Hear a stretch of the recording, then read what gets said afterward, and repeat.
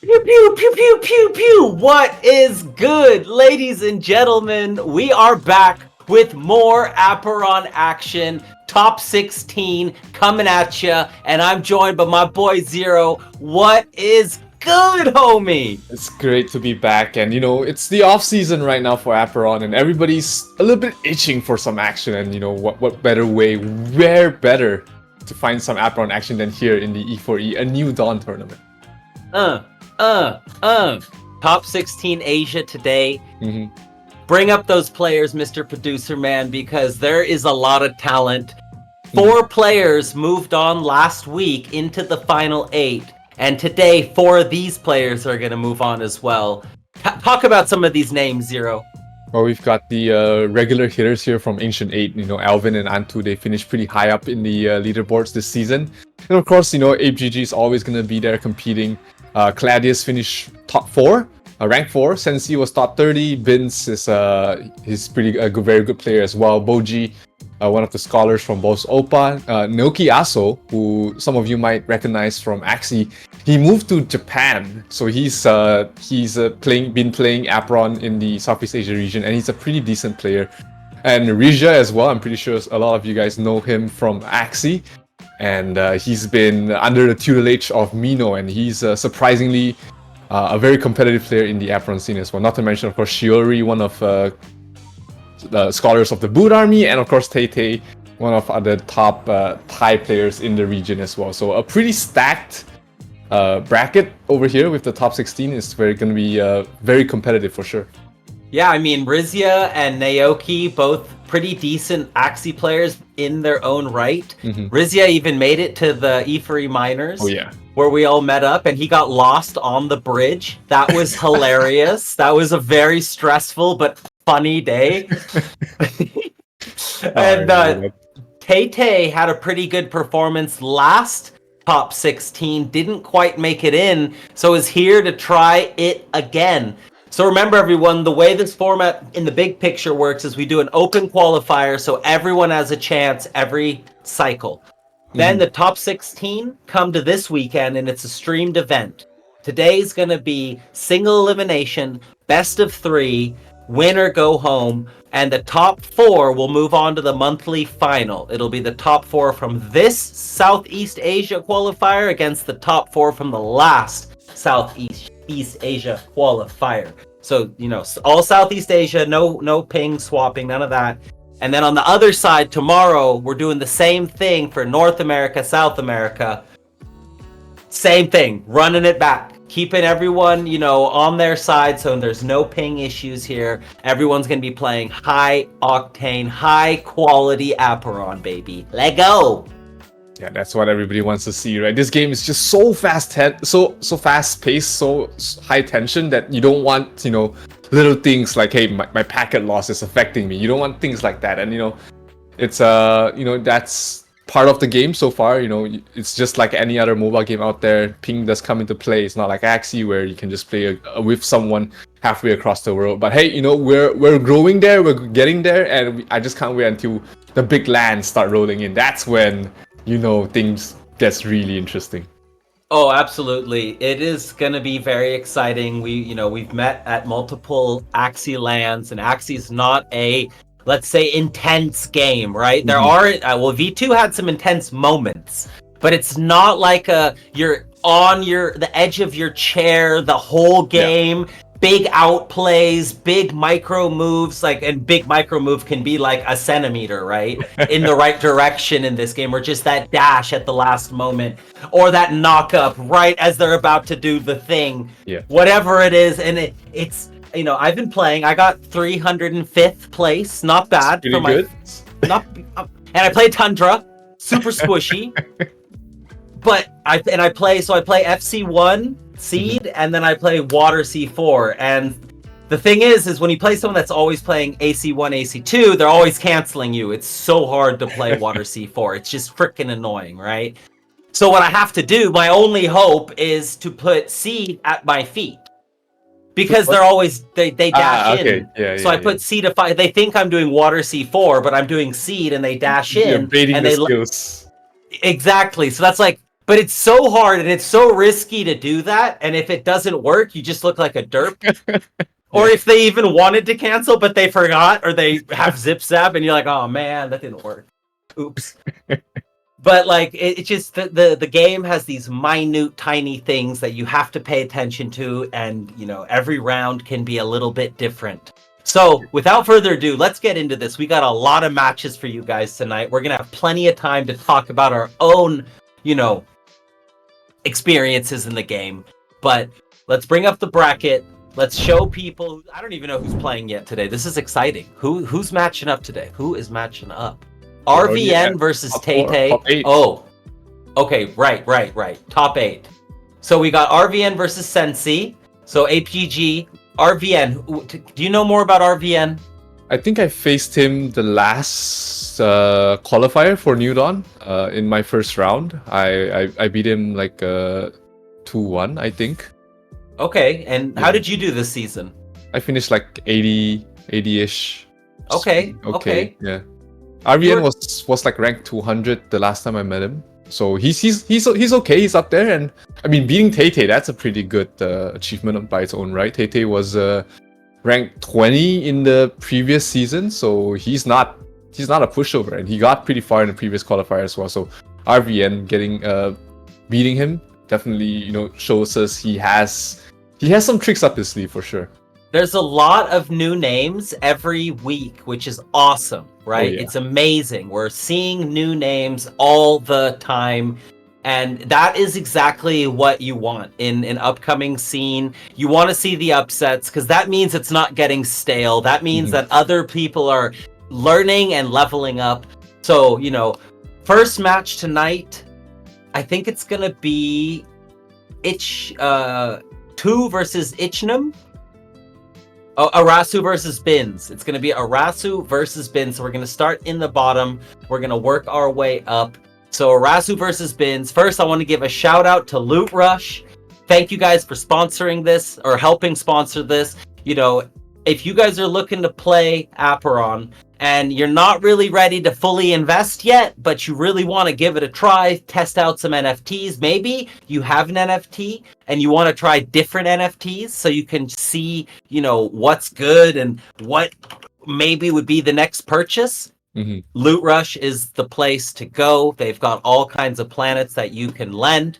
And, some of the contestants today won some Loot Rush money to spend. So thank you for sponsoring us, and thank you for supporting this amazing up-and-coming esports scene. And of course, Aperon, they're the main, supporter here. We appreciate you guys. This is exciting times, amazing game, and the next couple months, years are going to be exciting.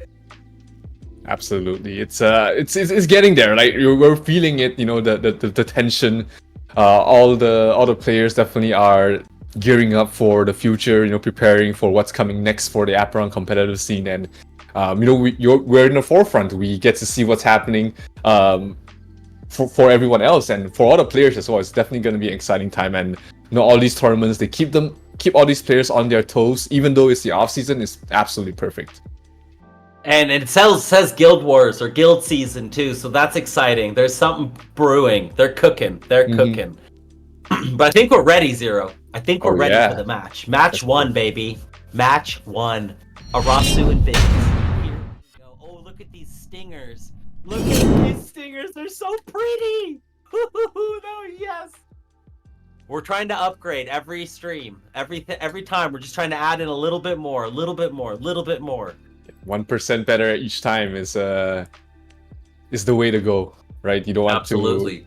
You want to shock everyone, including yourself, and you just want to improve gradually towards as you go along. So you also don't want to improve too much too quick, because then there's no more improvement then. Yeah, exactly. You want to make sure that you perfect something, and do the best that you can with whatever you're doing. And all these players are doing the same thing as well. We are looking at the POV of who's this? And I wanna point out before we start how clean and beautiful the feed is. It takes a little bit of extra work to do this, a little bit of extra coordination. So thank you, E4E team, for putting in that extra work. And let's get to it. We've got a vault on the floor, and I think I saw some feathers down there. Yep, those are the feathers. So we've got the vault coming in from Arasu, and Bins is playing it's AC5, right? Yeah, he's AC5. He has been playing AC5 for the longest of time, and it does have a slight disadvantage in this matchup just because of how much shield that Arasu can really put up just with the Resonance Vault. But that's exactly what you're seeing Arasu doing. He's just refreshing his Resonance Vault constantly, making sure that he has the Apostle advantage, and then go take the fight 4v1. Yeah, because I mean, you see AC5 players often take these fights down against all Apostles, right? That's just kind of the gameplay. Yeah. But this was quick. Like, Bins now has to play 1v5, and the circle's not coming anytime soon. Like, not anytime soon at all. So now Bins is in a situation where he's got to do feathers for days, but he still has to kill absolutely everything. So I think Arasu came into this match and knows exactly what he's doing here. Like, this seems very coordinated. Nice cancel right there. Another AC5 is going to be needed. These minions are chasing, keeping him on his toes, and then the stun's coming in from behind. Yeah, one good thing about an AC5 in this specific matchup is that you don't need your Apostles. You're more than happy to let them die and then start pressuring with your planet, which is exactly what Bins is doing. And huge connection on towards that cancel, not gonna connect. The Resonance Fall is gonna give a lot of shield to Arasu, and that's gonna buy him some space as well as he's trying to back away from this. AC1 cancels the WC1, and he's big plays by both players right there. Both players just made some really big plays. It turned out to be nothing because both players made some smooth movements right there. So now Bins is kind of chasing. Arasu is low, so he's going to put up another vault. As you've been saying, he's going to hide, get the shield. And, Bins doesn't have forever because as the circle gets smaller, it's going to give him no room to move, right? And these two Apostles are doing damage, and you don't want to get caught up by extra stuns from the vault. Yeah, he's dropping down pretty low. He needs to connect. Nice connection coming from Bins. That's going to be a big comeback. The second one does not connect. The return is going to do decent damage. Can he land this one, though? This will finish him off if he's not careful. One more AC5, and that's going to be Bins turning things around and taking game number 1. All right, this is a sick top 8 match right here. Because both players are playing it really well. I think Arasu needs to try to have another vault at the end. A little more vault pressure to hide a little bit longer, right? And then maybe some more bubbles out of the vault. He left the vault to bubble. I feel like he should stay in the vault and bubble, because then maybe he can get some cancels, some extra damage in. Yeah. The smaller the circle gets, the better the position for Arasu is. It's all about getting to that late game with a little bit more minions, and maybe something he can do is start pressuring more the moment he has the minion advantage. As you can see, that's what exactly he's trying to do. He's trying to clear off the opponent's Apostles as quickly as possible. And the problem is that his Apostles aren't really tanky as well. He's playing with 2 rogues, which means that those are relatively squishy, and they're gonna die with 1 or 2 AC5s in the face. But he's doing nice pressure right now with his warriors. Taking a lot of damage, though. Taking a lot of damage this round. Already down to almost half health. Needs to be careful here. And, oh boy, needs to finish off these Apostles. Nice switcheroo from Bins right there. Keeping his Apostles alive decently well. We know that they're going to die here soon. But I feel like Bins is in a better spot than he was last time. Definitely, he still has a full HP. He's not under too much pressure. Sure, his apostles are dying, but he's feeling good that he's turning up the pressure right now, waiting for the return. That's gonna be huge return damage. Ooh! That's gonna be scary here for Arasu. He doesn't have any way to heal up this damage, so every bit of damage he takes, he needs to slowly regen, and that's not good to play against, especially if you're playing against an AC5 who is just purely burst damage. AC5 going to connect. Arasu in trouble. Can he get out of there? The return not gonna connect, but the secondary feathers might finish him off here. He needs to shoot right now, but it's not enough, and Bins is gonna take the series. I take the first game of the series with a clean 2-0 win. Yeah, I mean, it felt like Bins figured it out that round, right? Arasu had some nice movement. He had some nice plays, but Bins was prepared. He was very, very prepared right there. So it's only first set. So, set 1, going to Bins. But it's best of 3, ladies and gentlemen. It is best of 3. So make sure, don't switch off if you're an Arasu fan. It's not over yet. Oh no, baby, it's not over yet. I think this need to use more cards, 15 mana. Sorry, go ahead. I think this is like the perfect format. You don't want it just to be a one series game because you can't make any huge adjustments inside the game itself. So, after losing the first game, that definitely gives Arasu some information. He can switch things off, play maybe some different apostles, and that might allow him to get the edge in the second game for sure. Well, I mean, while we wait for the next match, every matchup is a puzzle. There's an early, a mid, and a late game. And in every matchup, there's a certain way to play each one of those phases. That's how simple this game is if you really zoom out. Yeah. But that's obviously easier said than done, because I had a match where first time I got 2-0'd, I switched up, and then I lost game 1. And then I realized, okay, well, if I keep playing the same way, I can't win. So I'm going to just play the opposite. And I just went full aggro. Everything I could. Full ham. And I won. And I won again. And I reverse swept. And I was like, okay, cool. I figured it out. I got it. But then there's always the play where the other player then realizes, oh, he's going full aggro. And they play full defense. And then you can't get them. And you miss them. And then they win again. And it's like, oh, crap. So it's just sometimes, if you have a decent matchup and you just play it right, you'll win most of those games.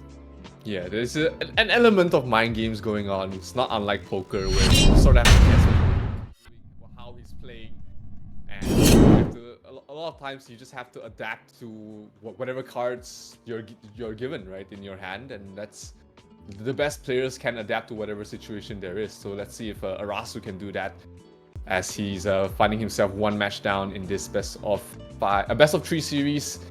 Apostle setup looks pretty much similar here for Arasu. He's still running the double rogue. Oh no, he's switching it up. We're talking about it. There it is. Switch up. There it is. Warrior and puts in a mage. That's interesting. Hey, but we knew they had to do something, right? They had to be a switcheroo. So here we go. We're gonna see a little.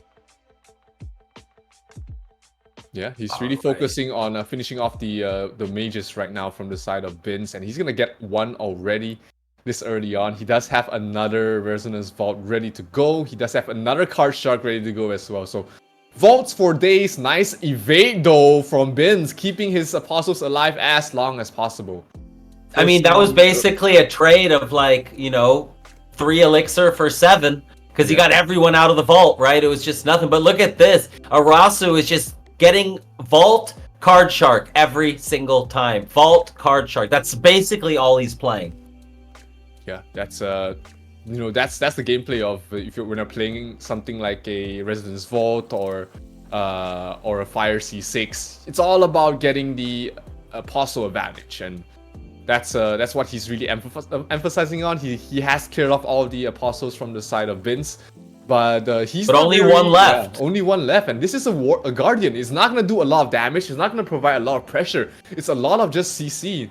Nice dodging of. He is though, right? Nicely full HP though, and Arasu's movement right now, that was sick. Like every single move he just did was perfect, right? Yeah. So, but how long can you do it? And when you tailwind to run away, you're not getting any value, right? So, how long? But there's still a lot of circle to go too. Here's that vault is not going to come into play for a little bit. Yeah, he has to do with whatever he has at the moment, which is not gonna be too much pressure from the side Whoa! What is this?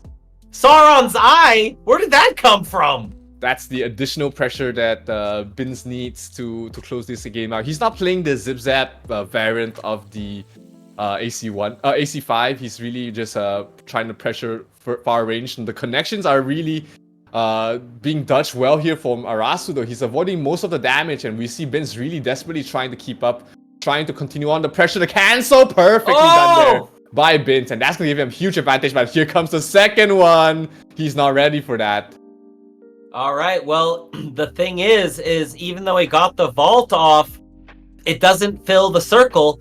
So, you know, Bins is just kind of chilling outside of the vault. And this is still a problem. I mean, Arasu is doing such a great job staying away from these AC5s. But, oh my goodness, that shield took most of that feathers, and those didn't connect. So Arasu's still in this. And the circle's going to get smaller now. So now, all of a sudden, if Arasu can get off some more vaults. Yeah, Bins didn't get to cancel that vault, which is going to be absolutely huge, because that means that he's not going to have a great time fighting here. His connections need to be on point. His timing needs to be on point with all of his skills. The return, huge! Woo! Needs to auto. One more auto and he gets this kill. That's going to be close. Can he get this one? The shield? No, the AC5 is going to finish him off. But Arasu's adjusting, and he's getting closer and closer and closer. I almost feel like maybe there's a play where less Guardians, more damage on the field. Oh yeah, he needs, right? Like, once you get that Apostle advantage, you need to pressure. You need to keep it up, and how you do that is with warriors, with hunters, with mages, things like that. You don't want rogues who's just gonna die in 2 hits. You want to continue under the pressure, and this is, speaking of pressure, this is huge early game pressure coming from the side of Vince. And because Arasu doesn't have any way to heal up the damage really quickly, he's gonna be in a good spot heading towards the mid game. Hey, that's what it's looking like. Because last game, early game, Arasu did really well, and still at the end, Bins was able to bring it home. So this game is everything for Arasu. He needs to win this round, or else he is done for today. And the winner, you know, goes up to top 4. That's right. That means they're qualified. They're qualified. Yeah, so this is big. This is a big one. Bins wants to make that monthly finals, but so does Arasu. So, you know, let's see if Arasu can switch it up this game just a little bit and take it. I mean, look at this. Arasu's in a great spot. He's got three apostles. He's going to be able to get in some bubbles and now get into the damage from the apostles. So this is a different matchup than we've seen so far. Yeah, this is absolutely huge, because he has one warrior left alive, which is gonna provide so much pressure for him. And you know, Bins is gonna have to juggle a lot of things. He has to juggle constantly being continuing to pressure. He has to juggle canceling skills, and that's not easy to do at a high stakes situation. Nice dodge coming from Arasu, but he's taking a lot of damage. This is not a position he wants to be in, and the shield's not gonna be enough. So well right there, doing so much damage while juking away from the vault and killing all the apostles. Basically, that was pretty sick. Bins also adjusting and using more of the fireballs, the Sauron's eye, to follow Arasu around the map. Yeah, that's one way to give pressure without, you know, being in the face. This way, Bins smartly knows that he can focus on landing his skills and doesn't have to focus too much on the pressure, and that's giving him a huge advantage. Look at the HP difference right now, Chief. It was this is not good.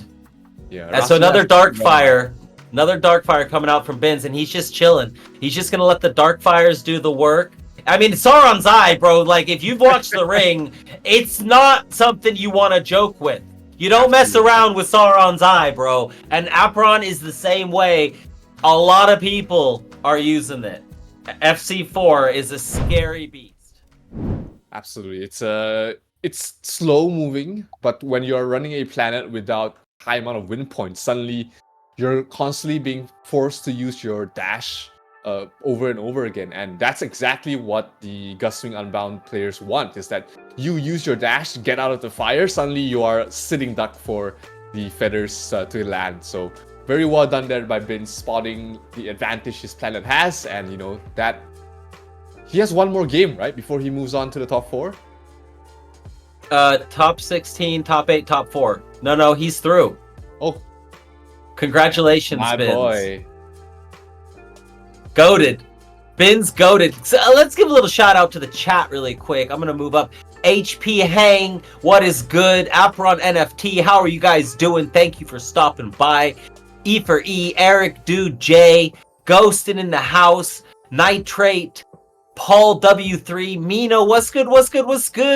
Leguano, Enzo, who else we got in here? RVN for short, BEWM24. What's good, everybody? And Bakuda, nice to have you all here with us. We appreciate all the love and support. And that was only the first series, baby. Only the first series. Yeah, I like the different play styles from different players. They're not just. When we're watching other tournaments, a lot of people are just playing, hey, we're just gonna play Delta, we're gonna play Tempest. But I think having players play with their own assets is the way to go. They get to express their creativity, and just being able to see more different play styles is really what gets me here for Apron.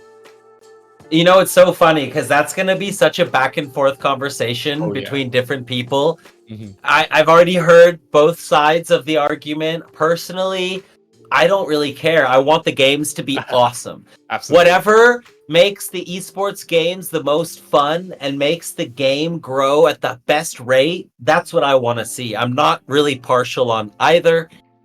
I think they both work. I think they're both fun, and I think they both have their pluses and minuses. Because it's a Web3 game, you have to appreciate the fact that there's NFTs and they're special, and someone might just be really good with a certain thing that he's really good with for whatever reason, and that should be rewarded, and I like that. But it's also fair to say everyone should have the same exact opportunity. Both make sense to me. Today, people can do whatever the hell they want. Just smash.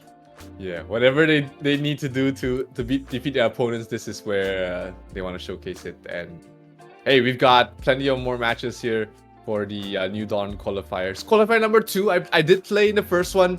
Unfortunately, I lost to the eventual champion, so we'll have to try better for the next month. Oh, did you play Zach?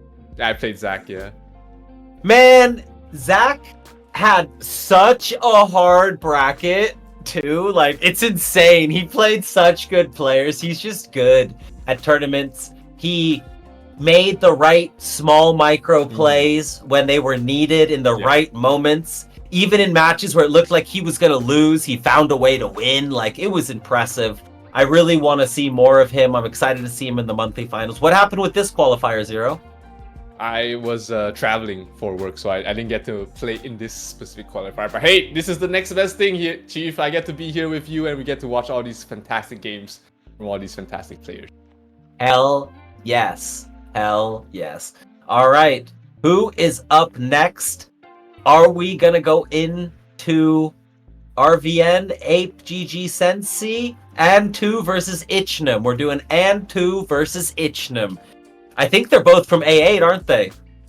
And2 is from Ancient 8. Ichnum sounds like he probably is. So there's going to be a little friendly fire here in the top 8. All right, well, one of them will move on to the monthly final. So there will be another A8 player there. And I'm ready to see which... I bet you they both use Darkfire, and at least one of them uses FC5. I think they're both using EC4. As far as I can remember, for And2 at least, he's been playing EC4. Most of the Ancient 8 guys are playing the seed root seed vine, which is they're using Darkfire and something. Yeah. It's like Darkfire and Seed, or Darkfire and FC5, or Darkfire and AC1, AC2. Mhm. It's like, but with Darkfire, always with Darkfire. So I would bet money that they're both using Darkfire. So I bet you will probably see Guardians too.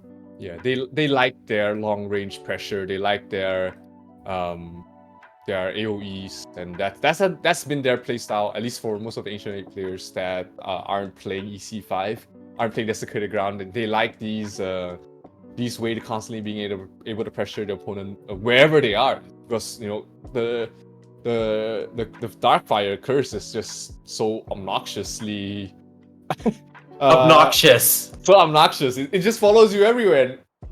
There's some counters. I'm not saying there's no counters. You can cancel it. You can use the castle guard to get rid of it. But if you don't have that, and you're forced to be constantly moving around, and a lot of players really take advantage of being pressuring you to constantly need to move, that they can do whatever they want across. Yeah, I mean, I when I play against it, I try to keep a switcheroo in the early game, or I'll even keep a gust wind dash, and I'll be like, all right, well, when the fireball comes after me, I'm gonna run as far away as I can from their avatar, and then I'm gonna dash back at them, or I'm gonna run as far away from my switcheroo mage as possible, and then I'm gonna switch across the map, because that will get rid of one Darkfire, right? If you go across the whole map, they're too slow. But you gotta be prepared for it. Like everything else in this game, it's always about being prepared before it happens. If you try to react when it's already happening, it's usually too late. Yeah, you have to predict and already be prepared to play the counter. So that's what makes Apron so interesting and so fast paced, is that there's no dead matchups. There's always a way for you to find a way back to the game. Regardless of what planet you're using, there's always a chance to win. You just have to figure it out. And the only enemy is time, because you're being pressured. You have 20 seconds to prepare for the next round to make minor adjustments, and a lot of times that's not enough for you to figure out something without the proper experience of playing against your opponent. Oh, nothing is worse than when you lose a game and then you're in the lobby and you're sitting there and you're thinking about it, and in like a minute or two later, you're like, It's that duh. simple. A lot of times it's just going to be just small differences, small adjustments that you don't realize at that moment, but when you have some time to really dive into thinking why you won or lost, suddenly you realize, Jesus, that's all I needed to do. It happens. It happens to everyone. Only needed to go left for one more second, and I won the game. Choi oi! Well, Sunseed actually, it's still a new game, so there's still some things that are very strong. Like FC5 in the ladder seems just so broken, because it casts so fast, it's so strong, and you can cast as many of them as you want. Yeah. So if you have Wandering Steps, or whatever the one is that makes everything cheaper, and then you just featherweight, and you're walking and you're holding them for a bit, because you killed all the apostles already anyways in the early, with the first cycle, you killed all the apostles, right? All right, cool. So now in the late game, you can just hold two of them in your hand. They cost one by the time you use them, and now you just go tunk, tunk, tunk, put them in three corners. And this dude that was using it was playing with WC6. So then when you get to the smaller circles, you just put the WC6 in the middle, and then there's a little bit of space, and then you put the towers at the edge of the WC, and there's nothing you can do. You just sit there and cry. You're like, do you want to melt or do you want to freeze? Melt or freeze, huh? Melt or freeze? What do you want, bro? Yeah, choice. That was Patatas. I think he plays the Water C6 with FC5. So it was Patatas. It was Patatas. I remember. It was evil. I felt bad. Yeah, Choi oi. I know some Vietnamese. Dum Roy. Just a little bit. I'm good. I can get pretty far in a taxi, and I'm good at dinner. That's all you really need, actually, to survive in Vietnam. I can get to dinner, and then I can get dinner, and then I can get home. It's great. All right, ladies and gentlemen, let's get into our next match. Antu versus L. Lichnum. I wonder what that means. I'm trying to think. Is it backwards? Manchel? No. I thought you were speaking French. French?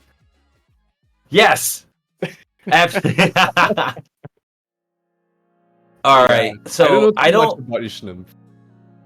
But he's here. He made it. Top 8. So he has something to show for. I think we might have an upset here. I have a little bit of a feel. This might be an upset. So whenever the game is ready, we're gonna put it up and we're gonna go into the next quarters match. Winner is moving on to the top 8. They're gonna be in the monthly finals. Antu is ranked 501. I'm ranked higher than you, bro. What's good? Huh? What's good, bro? It is the new season. I mean, both of them probably haven't really been playing a lot of the off season. I know I'm ranked like 1,000 in the off season, but just taking it chill for now. So that these players definitely haven't really been trying to push too hard in the off season. But when they rest after that stressful season, that's when we see more players start to climb. But here we see the point of view of who is this? Ichnam. Lucknam. Maybe it's Vietnamese. Lucknam. Is that Vietnamese? Oh, it's a fake Vietnamese word, but in Vietnamese. It looks Vietnamese. I like it. I'm a fan. Oh, I'm a fan. Huge connection on the headshot. So that's gonna be a lot of pressure from Ishnam to start off. That was nice, right? He was just sniping up the side lanes, and one of them ended up hitting Antu. So well done by Ichnam. Gets off the EC5 and jukes away from the gust wind. Well played. Ichnam's gonna be our first upset. I feel it. I feel it, baby. Yeah, he's pressuring right now. He's autoing the connection. Ooh, with the welcome to the slam, absolutely huge. It's Antu is down to half health. That's not a great position to be in, unless he has some way to heal up. He does have the EC5, so we're gonna have an EC5 mirror matchup here. And he had the seeds, right? He also had seeds. Both sides have seeds. Okay, so there's gonna be lots of healing here. They're going to be able to heal for days, but Antu is so low. If he gets hit by another slam, or if he gets caught on one of these EC5s for too long, he could just die. But look at the heals. Look at the heals so quickly. Yeah, one downside about playing this Root Vine Seeds against EC5 is that you're just giving your opponent more and more things off to heal from. Sure, you're healing yourself as well, but it's like you're not getting anything above your opponent. You're getting the same trade, and sometimes, especially when you're ahead, that's not the thing you want. You want to be constantly pushing your advantage, and if you're just trading HP and allowing your opponent to heal up, you just essentially wasted all the early game pressure momentum you have, and that's exactly what's happening right now. Antu's healing slowly but surely. He's getting to half. He's getting past half, and he's almost to full right now. So I play Seed of Fire, and whenever I see the Earth Seeds, I'm kind of excited because all of a sudden I'm going to heal for 3,000 HP, right? It's insane. So this is an awkward matchup, and now it's going to come down to who can get the cancels, who can get the more efficient seeds off, and who's going to be able to use the EC5s for the healing. Yeah, this is playing late game right now. Whoever cancels better, whoever prepares their hand better for the final circle, which is going to be in another 20 seconds or so. But that's a lot of auto damage being taken right now from the side of Ishnam. He needs to try and find some way to heal up. He's not able to heal up enough yet. The cancel, cancel, huge there for Ishnam. That's going to give him a lot of time to heal up right now. Wow, that was a really big play because he stepped into the red zone for a moment there. That was not good. But then he's able to get the heals, and now they're just filling the circle with EC5s. Oh my goodness, there's so many. Choi oi, I don't know what's going on. But nice cancel again from Ichnam. The auto from Antu is absolutely huge. He's hitting for 1.2k per auto attack, and despite Ishnam having better setup in the circle, he's not in a good spot. But both sides, nice stun coming from my god! The turnaround, and Antu is gonna fall in the first game of the series. because Ichnum with the nice setup in the late game, absolutely The perfect. patience. Oh The yeah. patience of those EC5s and putting Antu in the corner, really cornering him with both. That was sick. And then Antu got stunned, and then he just fell apart at the end there. Like once that stun came in, he probably got canceled. It was over. Yeah, absolutely. I mean, that late game, it looked really scary there for Ichnum for most of the time. He was low. The auto attacks from Antu were absolutely hurting, but he managed to turn things around. Ooh, headshot. Going to connect, but half of them into shield, so not too much damage taken there for Antu. And Antu, he does have the auto attack talents, the perks, so he's more than happy to take these trades. Hey, and sometimes that's what you got to do. You got to take the trades and you got to put the other player under pressure.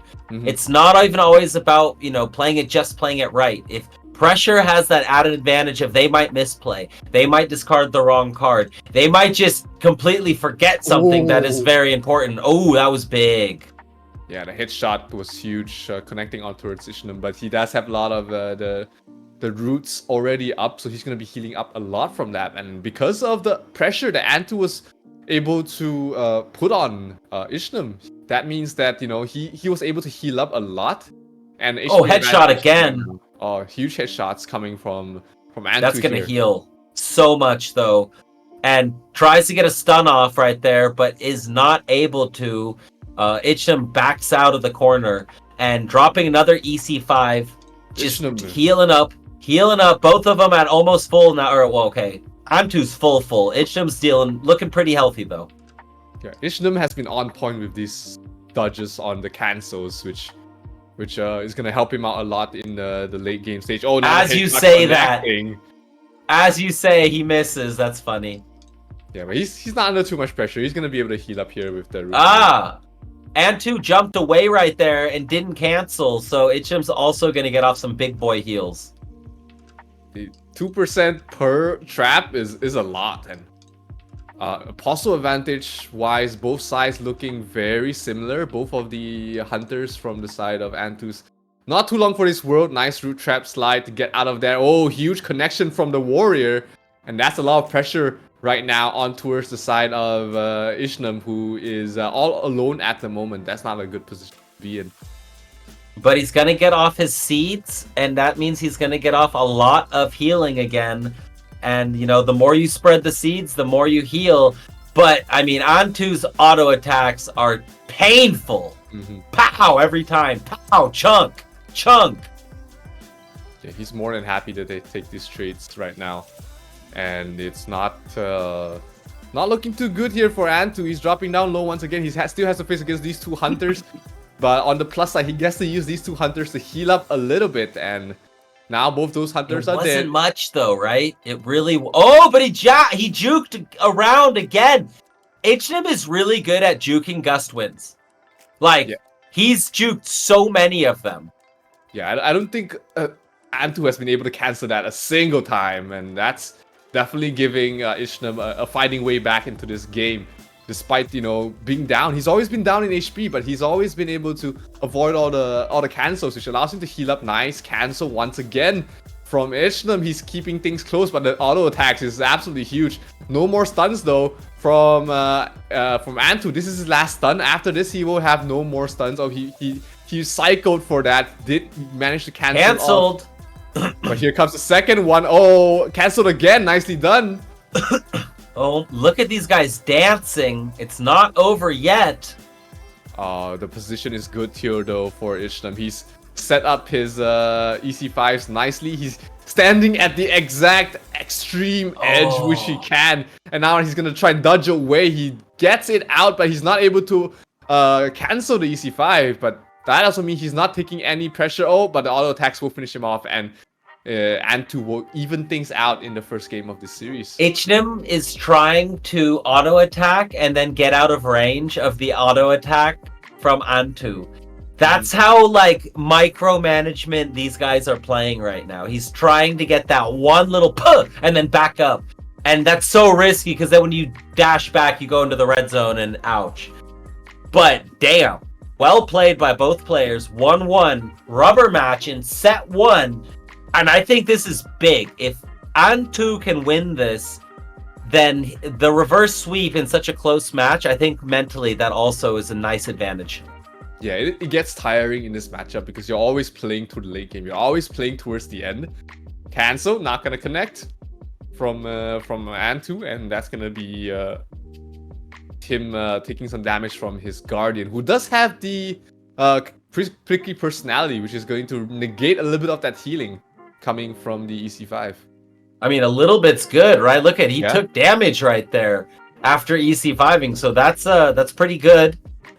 And Ichnam getting a little bit of damage as well on Antu, but not really anything worth talking about. Another cancel. Because we know where this game is going. Yeah, you guys can tune out for like 2 minutes and then come back and probably we'll still be in the same situation.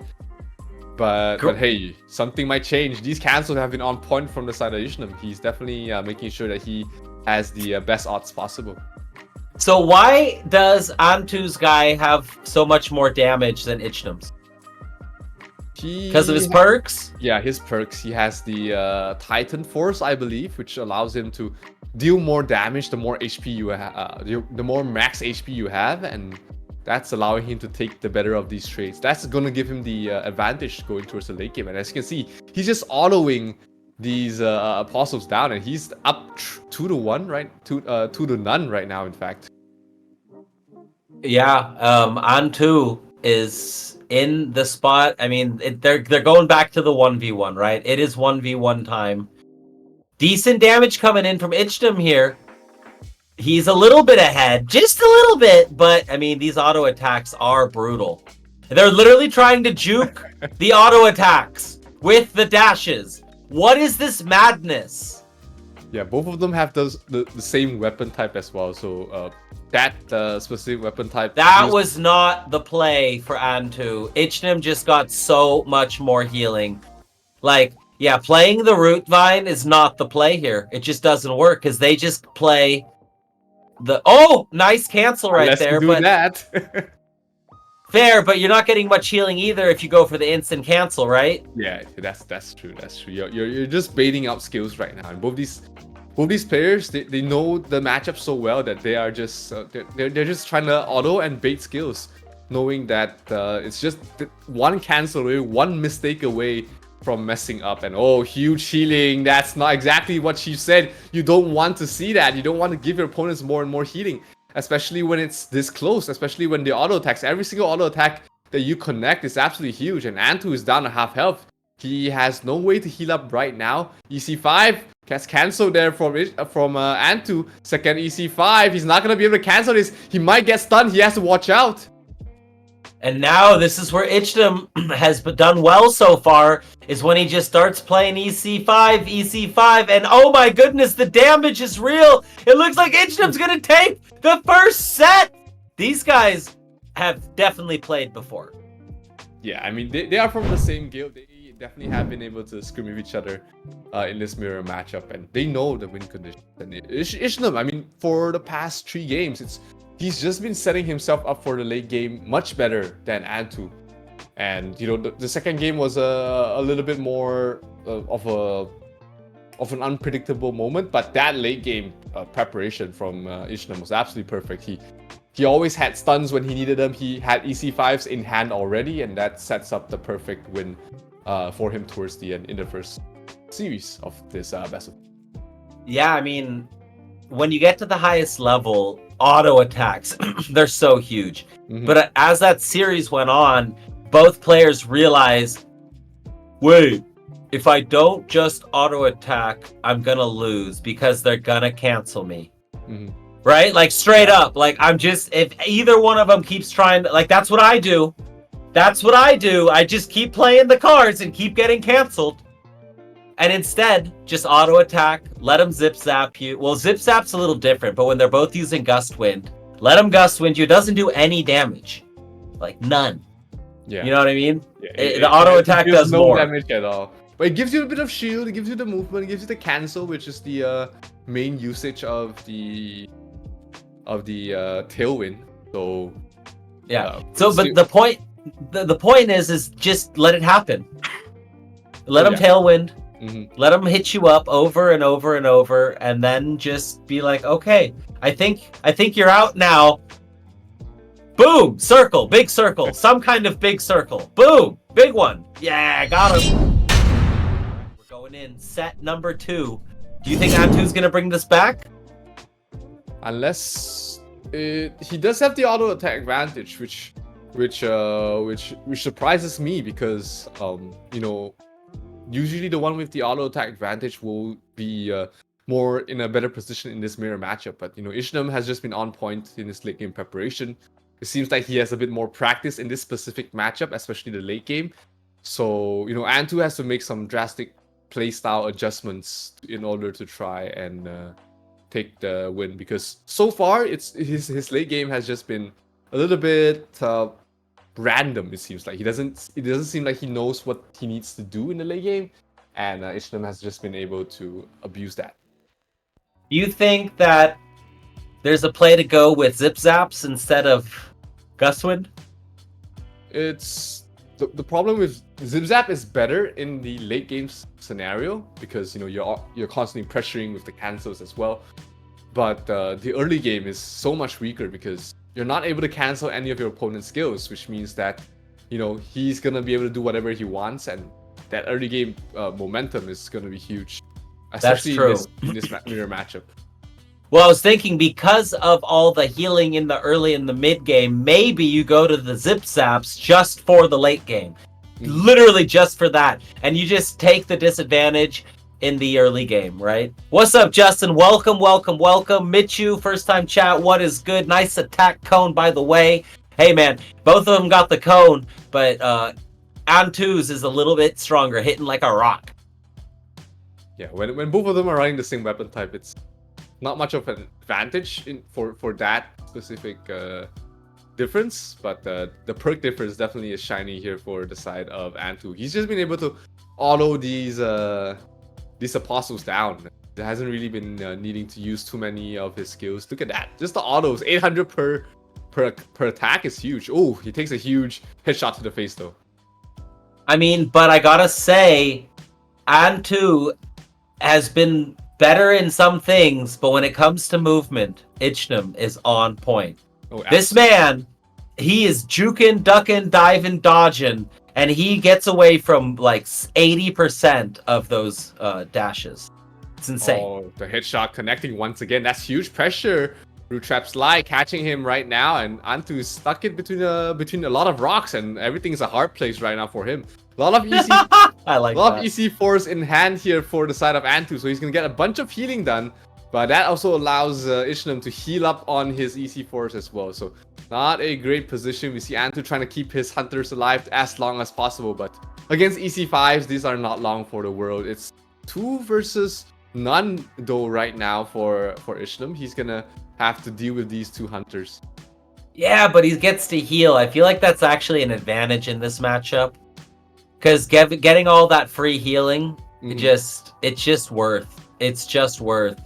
So it's been a different flow this game. That was well played right there by Antu, getting out of the way, not getting eaten by the EC5, and getting the stun. Well done. Yeah, but another a juke from the side of Ishnam gets his EC5 down, which means that he's gonna constantly heal up from this last hunter that was left alive, and that's gonna give him a little bit more breathing room. But he's taking a lot of auto damage. But he's dealing a lot of auto damage in return as well. Cancel on nothing. He's just using his EC5s. Both sides are just spamming it out right now, trying to catch their opponent off guard. This is a little bit funny as well. Oh! But the timing, and there it is. He's putting up those double EC5s again. They're a little off. But, I mean, now they just sit... Oh, this is so funny. They are really tiptoeing around this circle. Both of them so low. Both of them just trying to get out. He finds an empty spot. The cancel. He cancels it. That's huge. That's going to allow him to cast. No, he's not going to. Ishnam is able to finish him off with the auto. And once again, the better juking from Ishnam has been able to set him up for these wins. And you know, this has been very close. These has been, you know, down to the wire, down to small mistakes. And so far, I mean, Ishnam has not been making a single mistake in the late game. Bro, his late game is on point. Antu's early and mid game is fine. Like, it seems even. Antu even seems a little bit up at times. But the late game, when it comes down to it, Ichnam just has the strategy. It's EC5, EC5, split the map, and then get some cancels. And eventually, it feels like Ichnam always catches Antu on an EC5. Every single time. At some point, it happens. Yeah. Oh, huge headshot connection. Nice. But these early game damage, like Ishnam isn't really irrelevant. It's completely irrelevant because he's not really focusing on hitting the enemy avatar. He's focusing on finishing off the hunters, and that's the correct playstyle. That's the correct gameplay that he needs to do to win this game. Is that you don't want to allow your opponent to have too much of an apostle advantage. And the best part is, if you hit the apostle and then you hit the avatar at the same time, screw it, right? There ain't nothing wrong with that. You just take those, and then they have to heal up, and it might change their gameplay. They might play their EC5s earlier. They might kill the apostles too quickly, which gives you that advantage later. Yeah, absolutely. Antu does have to keep this Guardian alive, though. The pricklies are hurting Ishnam at the moment, and he's trying to keep the Guardian alive as long as possible. And I think Ishnam needs to deal with that Guardian as quickly as possible as well, because the longer the Guardian is alive, the less healing you get from your EC5s. Good connection on towards the headshot. The double headshot is coming out. Can he connect? Nice connection. Oh, the pressure is on right now. Antu's stuck between a rock and a hard place. The stun not gonna. Oh, gets cancelled. Oh no, that's GG. Beautifully done there by Ishnam. The double headshot caught Antu completely by surprise, and he just panicked from that moment on. Everything was a rock, and when that happens, and it's funny, they were so focused on going to late game right there. It feels like Ichnam just took the moment, right? And he just took advantage of it and was like, hold up, I'm gonna do this. I'm gonna corner you, get you stuck, then I'm gonna headshot you, pow! And we're gonna move on to the top 4. Boom. Itchy. Yep. Can we call him Itchy? Probably easier to pronounce as Itchy for sure. I like it. Itchy taking it 2-0, taking out his teammate. I called it, by the way. I called it. We got a new face in the top 4. You called the upset. Beautifully done as well. That wasn't like a planet diff. It wasn't a, there was no difference. Both of them were running the same thing, but Ishnam he knew the matchup way better than what Antu was able to really play. So hats off to him. Really great show. Well done, well done. So that's our first 2 matches down. We're going to go to a quick little 3-minute break, and then when we get back, we're going to go into our next quarters match, baby, and find out who our next top 4 finalist is. So stay tuned, and we'll see you soon.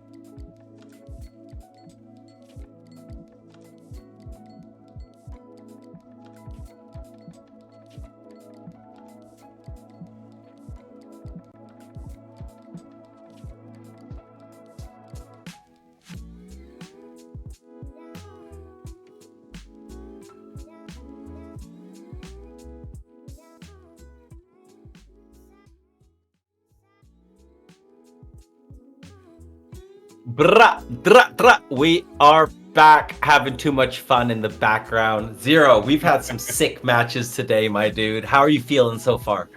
Man, I mean, if that was the top 8, I mean, I can't wait to see what happens in the top 4. But I think I'm jumping a little bit ahead of myself because we still have 2 more quarterfinals matches left to play here in the E4E A New Dawn tournament for the Asian region. So it's exciting because just between this week and last week, we're already seeing new names. We're seeing new opportunities pop up. We're seeing, on the leaderboard, new teams. I love to see it. And we also next week have the top 8 from each region, from each leaderboard coming out to do even more tournaments. Like I got 1, 2, 3, 5 casts. No, I'm not in one of them. 4 casts for Aperon next week. And it's all going to be top 8 action. Yeah, everywhere top 8 action. Absolutely hype. I mean, we haven't had the chance to watch good crossover matches because of the ping issues obviously. But hey, this is the best thing we can get right now. The best of the top 8 of each region. That's happening next week. That's the Zenith tournament, the official Aperon Zenith tournament, which is going to be really interesting to watch. And the New Dawn, a New Dawn here proves is the training ground for all these upcoming players to get to practice, they get to see what's out there, and be able to experience more competitive play for Aperon. Pressure, man. Pressure is real.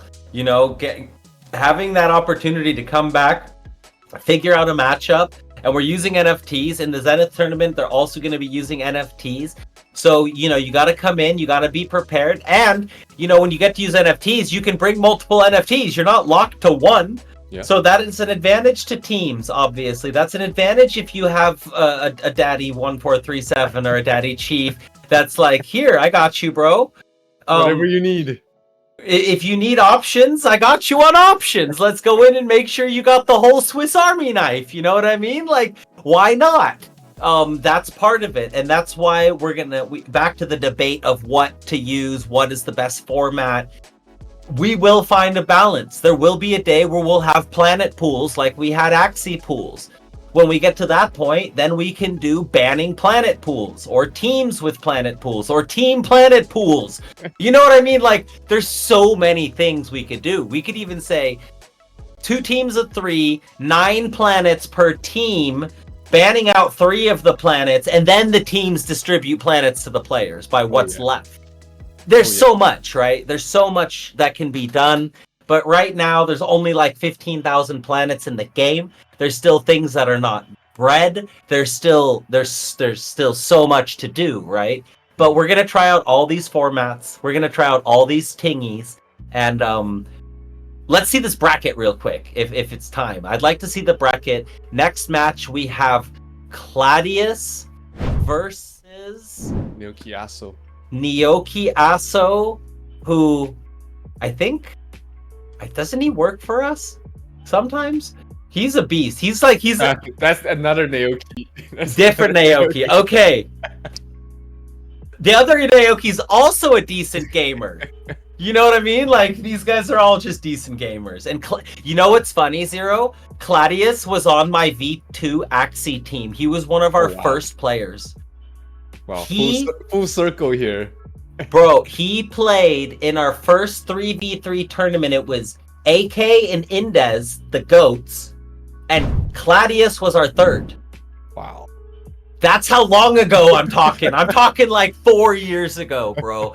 And I saw him on the leaderboard as A8, and I was like, I wonder if that's him. Maybe. And one day No, not even, bro. Rollo ended, I don't even know. He just ended up in the Discord one day, and he messaged me in DMs, and he's like, "Hey, boss, I'm back." And then I looked in the DM, and I was like, "Yes, it's Claudius. He's back. Let's go. This is sick." Oh, what a nice story. Full circle, back from Axie into Aperon. I mean, potato, it's still competitive. It's still on the Ronin network, and he's still a beast here as well. Hey, I love to see it, man. I love to see it. I was so happy. I had a big old smile because I always liked him. He was always a great dude. He was reliable. He was a great player. And here we go again, baby. New adventure, same colors, still going purple, but new adventure. We out here. Lego. So I think we should jump right into this because Naoki's a beast, but Claudius is top 5. Like, he's sick. I've never seen him play. He doesn't really play like when I'm playing. They always play when I go to sleep because I'm old and I go to bed at like 9 p.m. He's usually. Yeah, he Go plays like EC5 or EC6. Last time I met him, I haven't met him for some time ago. He might up his sleeve, but definitely a beast of a player. And I think Naoki Yasuo, this is not the matchup he was hoping for in the top 8. I mean, when you're this close to qualifying, you want to meet someone easy. You want to meet someone that you're confident in beating. But against top 4 in the leaderboard, number 2 in Southeast Asia, this is a tough matchup for him for sure. True, number 2 in Southeast Asia after the one and only Mr. McGoderton 1437 bringing home the season. I asked him to play some TMA and he's like, bro, that sounds like so much fun, but my health is hurting. I played too much Aperon. I need a break. And I was like, I can respect that. And then I went and he didn't tell me he won because he's not that guy. And I had to go look. And then I was like, oh, you won. Congrats, bro. Well done. Well done. It was a tough grind for him, but it's an interesting matchup though. Ooh, WC6 on both sides. So it's gonna be a mirror WC6 matchup. Naoki got his first one cancelled. That's gonna be huge advantage there for Claudius to start off the game with. So tell me a little bit more about WC6 because I have a bunch of planets with it, but I haven't actually used it yet, and I kind of want to because I am seeing it more and more often. It silences everything in it, right? It silences the lowest HP apostle in it. Ah, so not everything. Got it. That's interesting. I love that. That again allows for some outplay, right? Yeah, that allows for a little bit of outplay, and you can kind of know and make informed decisions, even though it's a difficult. That's awesome. See, I love those little minute differences. Nice little Guardian pull across the map from Claudius. That was some max range if I've ever seen it. Yeah, he went from north to south in a matter of seconds, and Naoki Yasuo in a lot of trouble right now. 3 versus none in terms of apostles, and he still has a hunter and a mage left alive. So that's a lot of CC, a lot of damage that he can constantly shoot up, and that's what happens when you get your first one cancelled, is that your opponent gets the apostle advantage. And because he was running rogue to refresh to use card shark on the WC6, it means that his apostles are squishy as hell, and he's gonna be under a lot of pressure right now.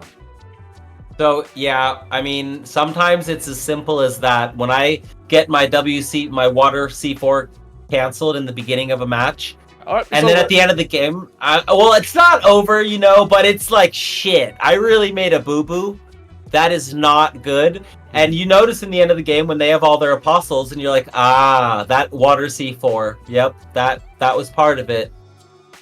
Yeah. So, all right, Naoki, got to do it this time. He's got to do it. He's got to step it up and go big. Doesn't get his cancelled. So one of the more important things for WC6 is that any unit inside it takes additional damage from autos, from every skill you have. So it's important to chain your WC6 with auto attacks or with high damage skills, because that's how you get maximum value out of it. That's how you get the apostle advantages, by autoing or just using skills that do damage. That's why you see headshotting. Yeah, headshotting, 2.6k damage on a single headshot. Yep. That's not even the that hasn't even accounted for the damage increase that is shown as a separate number. So wow. Okay, I didn't know that. Now I learned. Today I learned.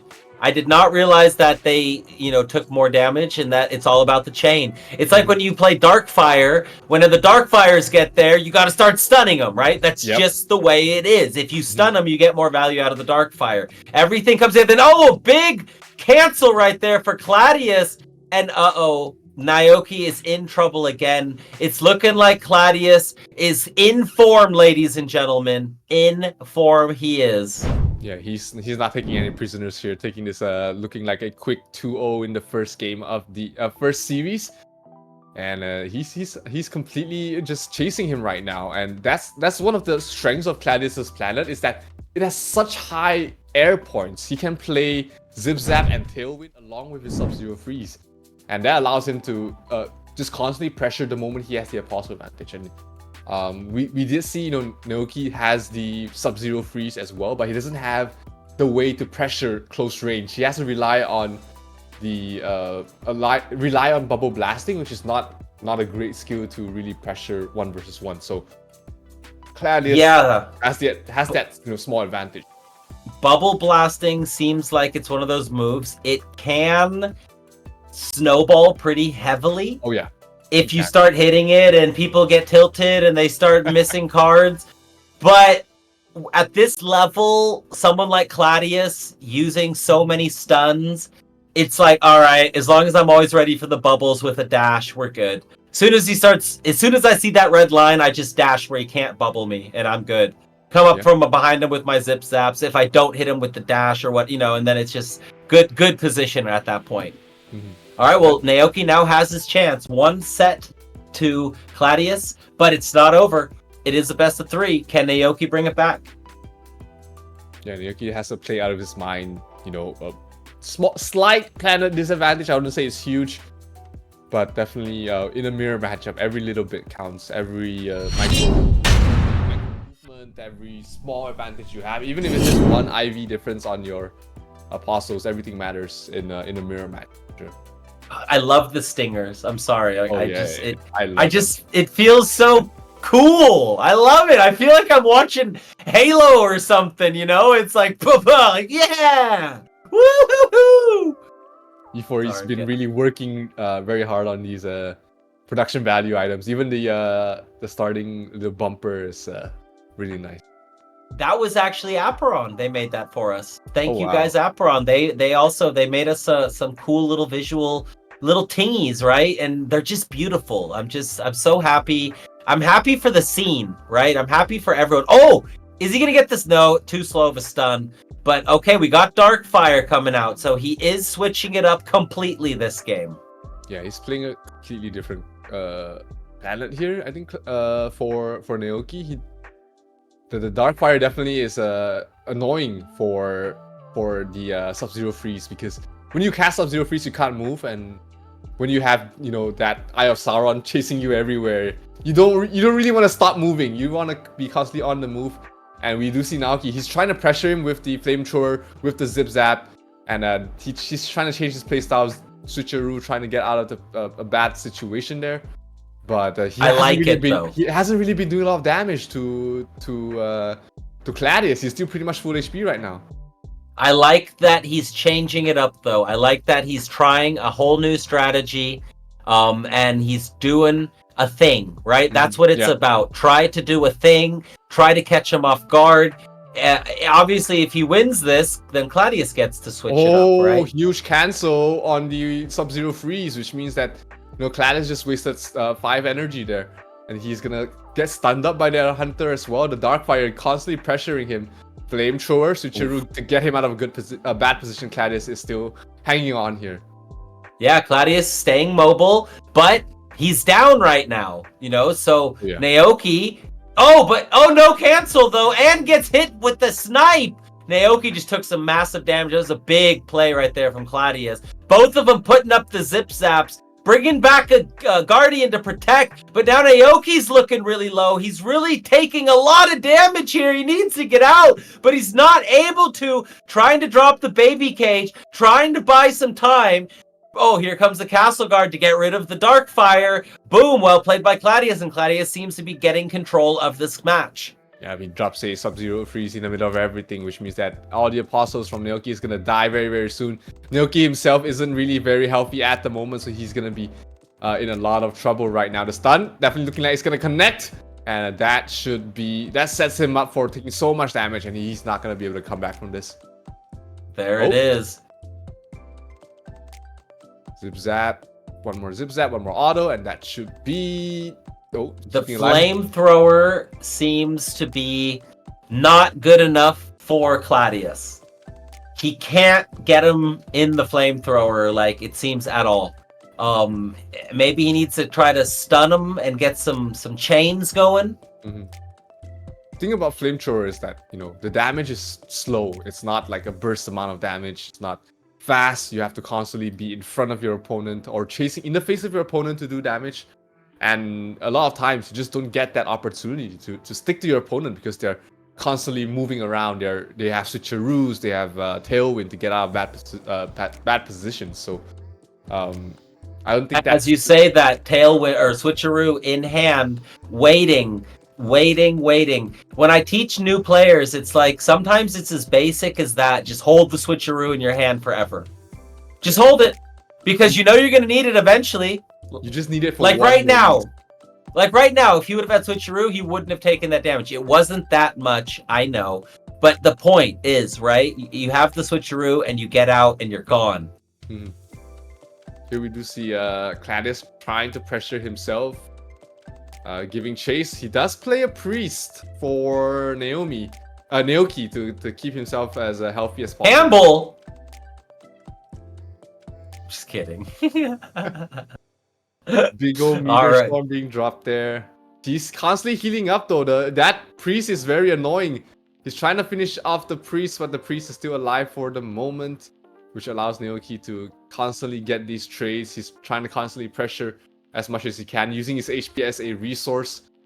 But it's interesting that the priest is still alive when it's the only apostle alive. That I've never actually seen that.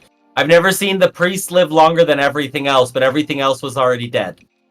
Yeah, I think for Claudius, he doesn't have a lot of direct damage, which means that, you know, that priest is going to constantly be able to heal, but this Sub-Zero freeze should clean up everything from Naoki Yasuo's side. So without the priest, it's just gonna be a slow, methodical death that, you know, Claudius is going to inflict on him, because he's got so much pressure with the hunters and all the apostles left alive. Yeah, Claudius can just run away here.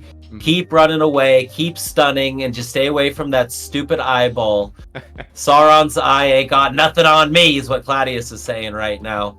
And he's just gonna drop some baby cages, he's gonna drop some stuns, he's gonna sprinkle the sprinkler on him. I think that move looks so funny. The sprinkler. Oh yeah. It's a deceptively painful skill as well. It does like 1,200 damage if you get hit by both volleys. A lot of people... And it hits everything, right? If you aim it right. But yeah, Claudius cleaning up the series 2-0. No sweat at all, it seems, for him, and he's going to move on to the top 4. Hey, I mean, Claudius, he's a savage. So I expected him to make it. I think he might be the favorite tonight, actually, because, you know, top 4 is not easy. 1437 isn't playing. Why isn't he playing? Is he too cool for school? He's just resting out there. A tough end of season. I mean, every game he wins, he gets +1, and he had to climb 300 points to be almost 300 points to get rank 1. So that's, you can do the math of how many games he has to play in the last 4 days. It's just crazy, actually. Yeah, that's true. That is true. Rollo actually made a conscious effort. He took a day off, hung out with his family. Unacceptable in esports. Joking. Taking a break? No.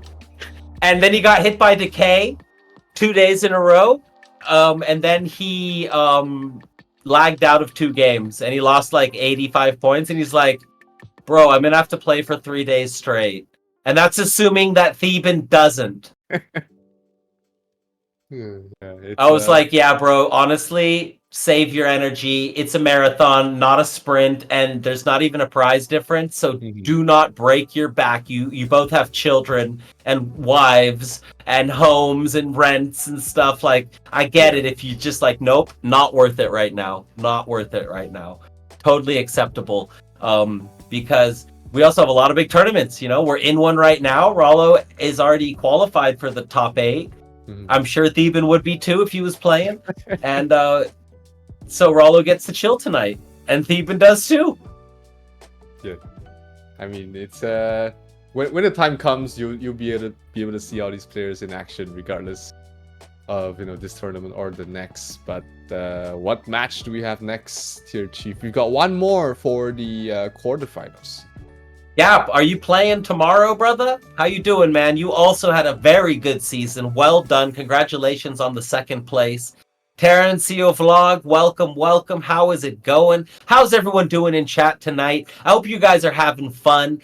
I will give a little shout out to Loot Rush. Thank you guys again for helping us and sponsoring these events. You know, Loot Rush is going to allow you guys to try out new NFTs, to even just try the game while using NFTs if you haven't yet. There is a pretty big advantage when you have NFTs. You know, let's be real. They are stronger. But we see a lot of free-to-play players in the top 500. Like, a lot. Yeah, like, well, it's insane what raw skill can get you. And, you know, when you get that little advantage that you get with the NFT Apostles, or even the planets, suddenly you're just zooming through the leaderboard. And definitely thanks to Loot Rush for supporting this tournament, of course, and definitely check out the available planets they have. Planets and Apostles they have there, because last I checked, they had a pretty wide spread of options there. Hell yeah, and that's what you want to see if you're a new player or even a veteran wanting to try out some new stuff. Because you don't want to just go buy an NFT and then you're like, I don't like it. And then you have to sell it and you lose money and you have to pay fees and stuff. You're like, oh, that was sad, man. You know, we don't want that. We don't want anyone to be sad. What up, Atheist? How's it going? Atheist169. Gap says, thank you so much. I'm going to play this night. Hell yeah. So you're in the top 16 for NA region? Yes, sir? All right, so I think we're going to go on to our final match. Yep. And let's pull up the bracket. Say it again. RVN against? Sensi. Ooh. Okay. So if Sensi wins, we're going to have a team kill in the next round. Hey, and if RVN wins, we're going to have 4 different teams in the top 4. Oh wow, that'll be interesting to see. But yeah, Sensi, he finished like 29th in the last in the latest season, so definitely a competitor to look out for. And you know, RVN has his work cut out for him a little bit, since he does play very aggressive with his playstyle and his planet and his apostles. He plays triple Starfall, guys. So that's a lot of constant pressure from the word go. And if you haven't played against something like that, that's when you just have no idea what to do, because it's just raining constantly over and over again. So what do you do against triple Starfall? You have to be defensive. You have to play like guardians that give you shield. You know, you have to play tanky units as well, because the moment all your apostles die, that's when all the Starfalls hit on you, and that's when you just get blown up. So let's see if... and there's like no guardians for RVN. So if Sensi goes with Starfall, we're not seeing any big boys, that's for sure. He's playing triple warriors for RVN and a mage. So I'm not sure what his planet has. He does have the Curse of Darkfire. Of course he does. He does have Zap as well. So that's a lot. Oh, but look at that! Look at that damage on towards all his warriors. What warriors? He didn't come in with warriors. He came in with... What the hell just happened?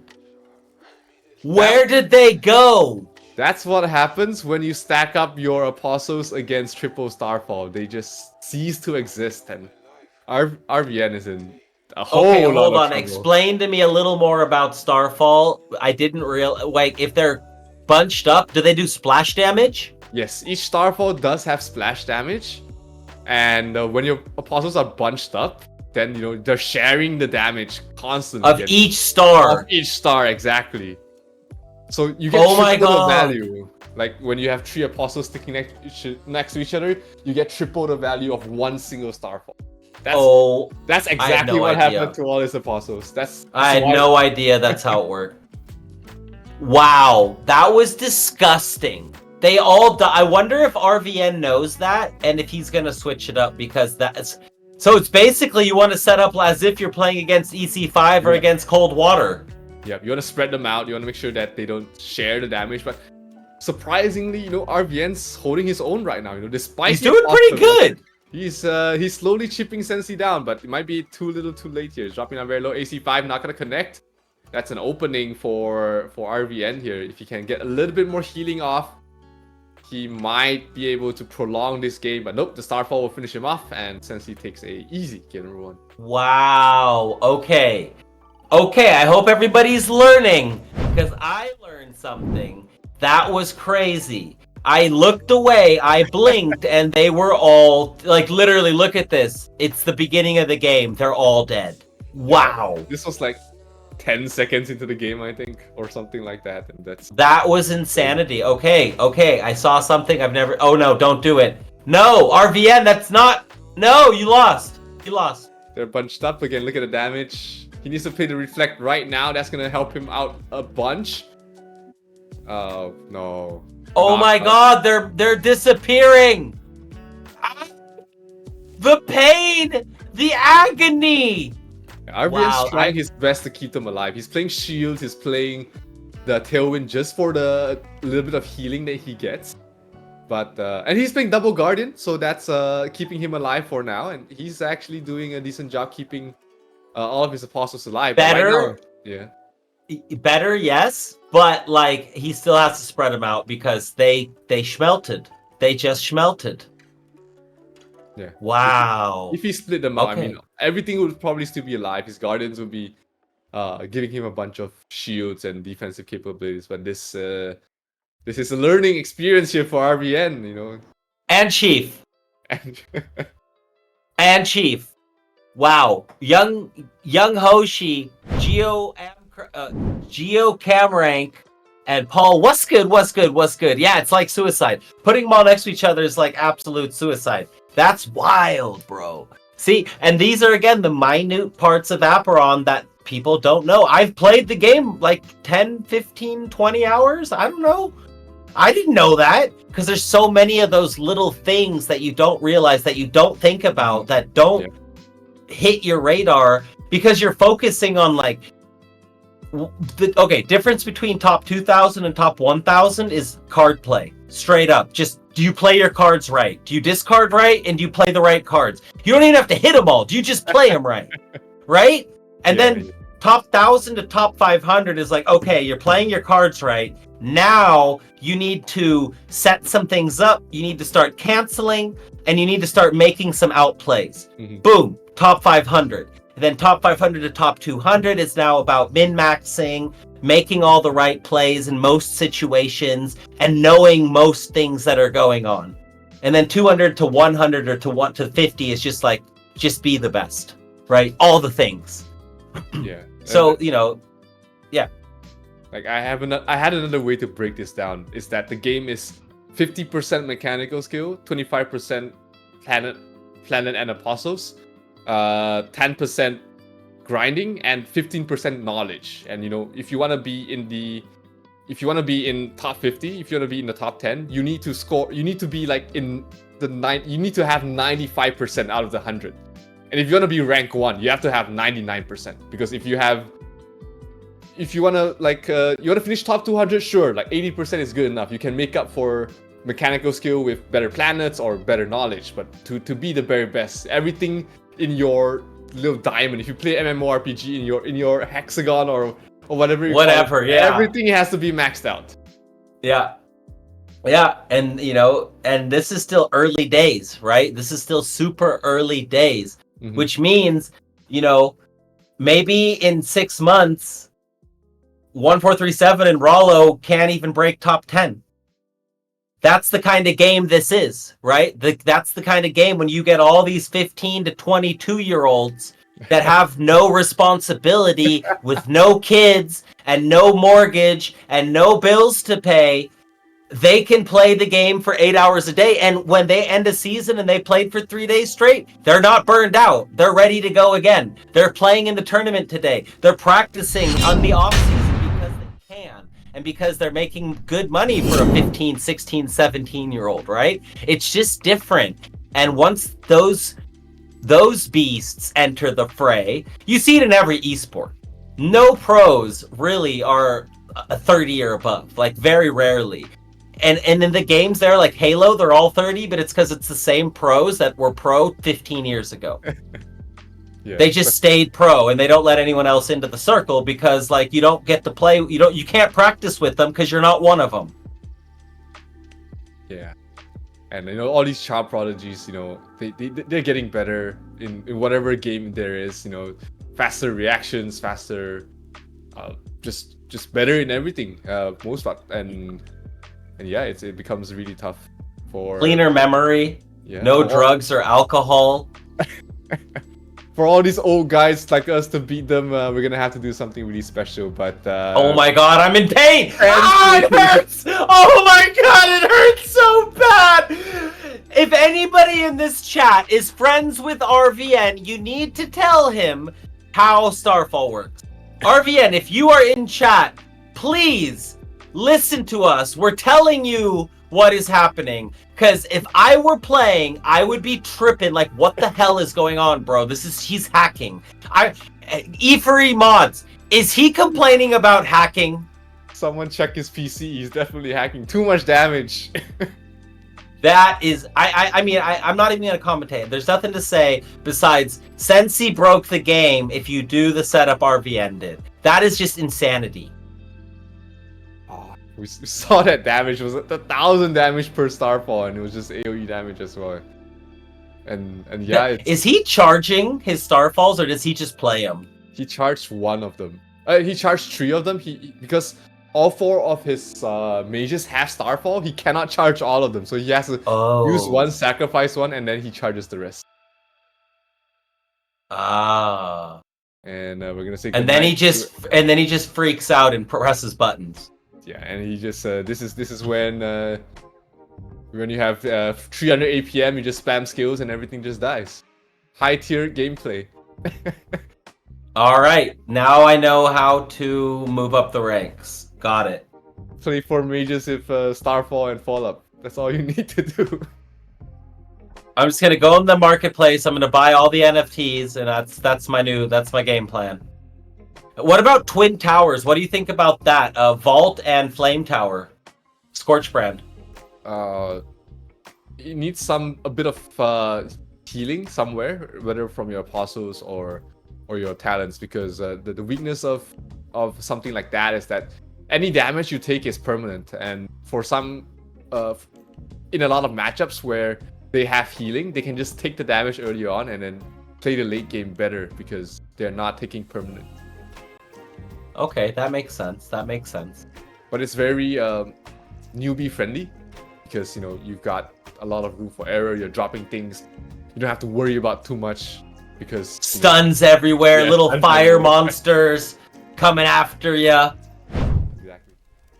But yeah, Sensi cleans that up very quickly and easily. 2-0, 2-0 on both, and makes the series 2-0.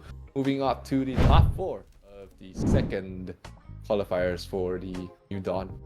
Yeah, I mean, okay, now we're going to the top 4. Now it is going to be, clip that. We need to clip this replay and show the world how not to play against Starfall. Or to show the world how to give Starfall maximum value. Wait, didn't Sensi qualify for the last one? No, he didn't play. Oh, he didn't. Oh, yeah, he qualified for top 16, but he couldn't play in the top 16. No, not even. He didn't check in basically, and he would have been in the top 16 for free. Even worse. Oh wow, it's okay. Oops. I mean, he's made it here. The good players. He gets to play against Claudius now. But that'll be fun. Yep. That'll be fun. Matchup, we've got Claudius versus Sensi, and on the bottom side we've got Ichnum versus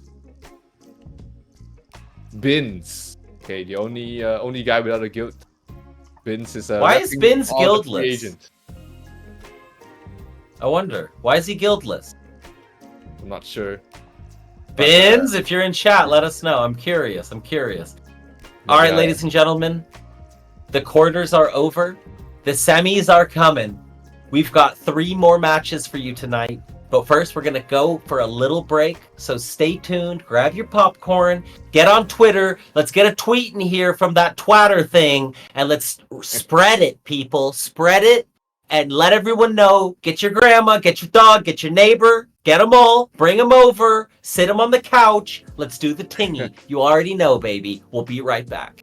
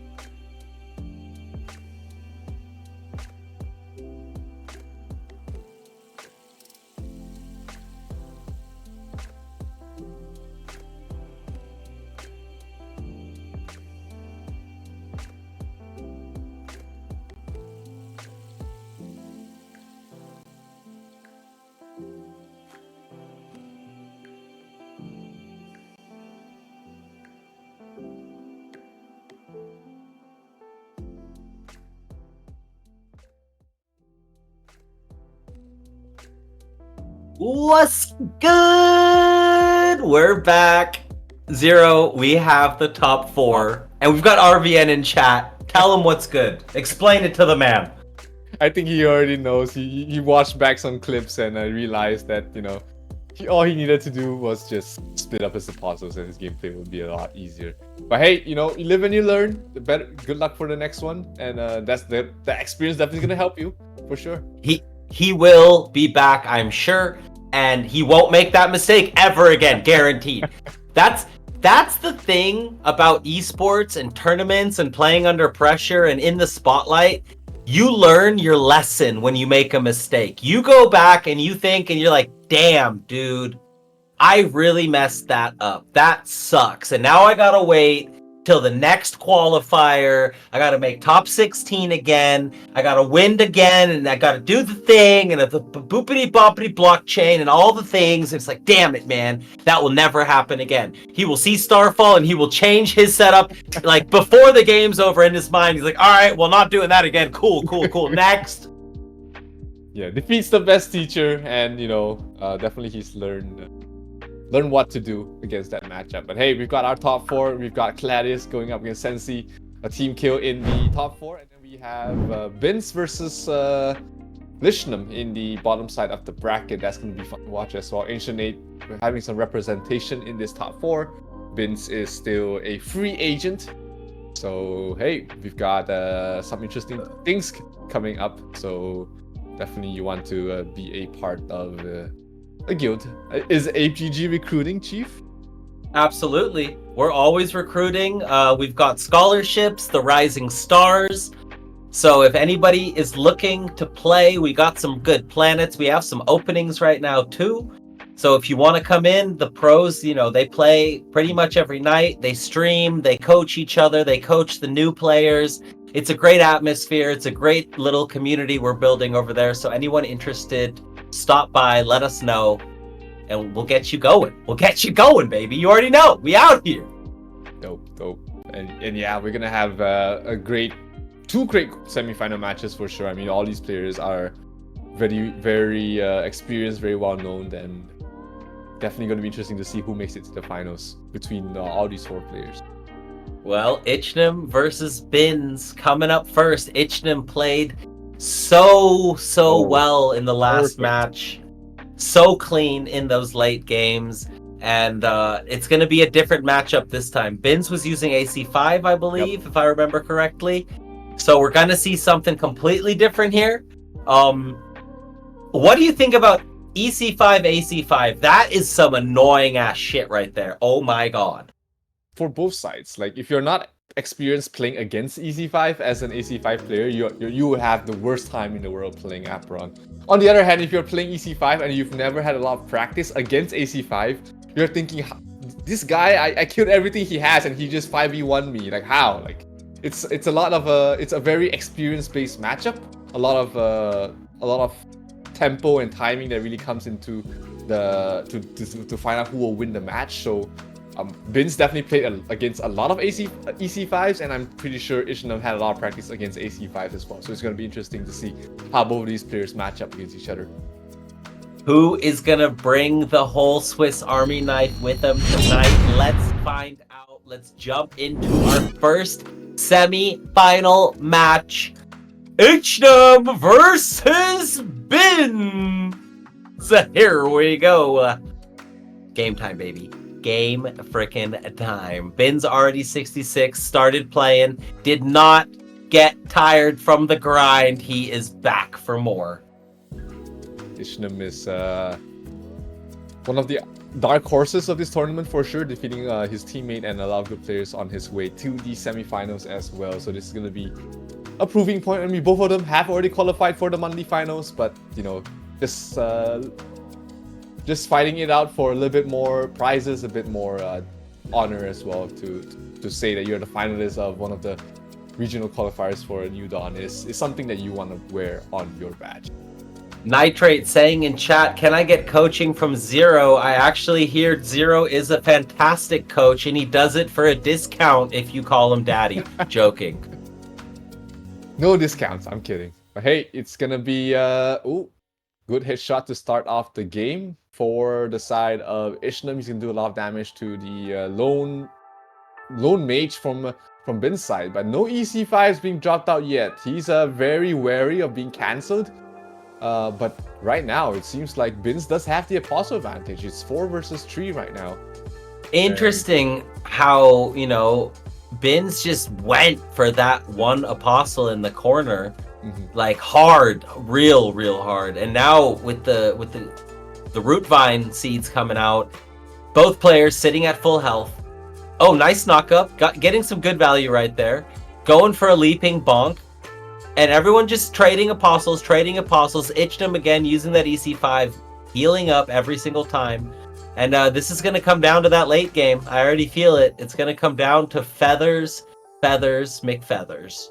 Yeah, good play from Vince. He used his HP to take the aggro from one of Ishnam's warrior to keep his mage alive for a little bit longer, and that forced Ishnam to use a headshot on the mage itself. So good heads up play there, and this is Bin starting to put on the pressure. He has a ton of AC5, and this is where he's gonna start using them to really pressure. Oh, a lot of healing coming out. Oh, this is the downside of not playing any cancels, is that once these AC5s get off, he's gonna make up for all the damage he took early on.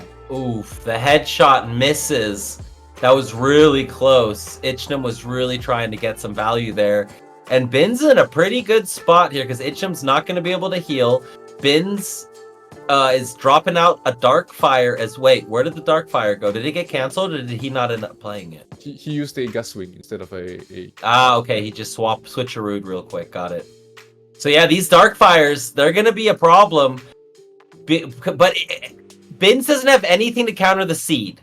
So Ichnam always has the Seed play, right? Where he can just heal up, potentially. Yeah, he has to cancel with his Tailwind, which is doable, but you know, we've seen Ichnam avoid skills like a god, and this game though, it's one of the toughest skills to avoid. That's the Darkfire. It just moves so fast, and the return's not gonna connect. But the Darkfire putting on so much pressure right now. Ichnam dropping down very low. He's gonna get a ton of healing. The return has to be important, but it doesn't connect there. Ichnam gets a little bit more healing off. Good job by Ichnam. He always comes out of these situations like okay somehow, and now he's gonna heal again. Plus he's he is the best dodger of the dashes I've ever seen. I've never seen someone dodge so many dashes ever. It's not enough right now. He's still gonna fall. Bin's playing that extremely well, but Ichnam over and over being able to dodge away from the dashes, away from the feathers.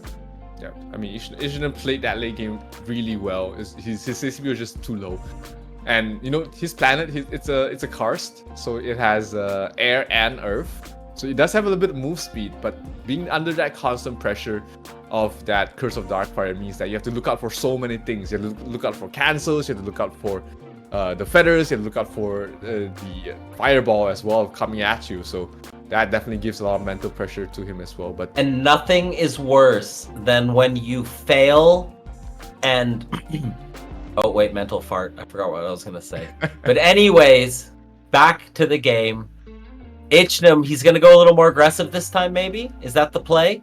Just because there's not a whole lot of healing from Bin's, right? You might want to just pressure him and just keep on hitting him the entire time and not even worry about his apostles, really, and just use the EC5s once you're lower on life to get those trades.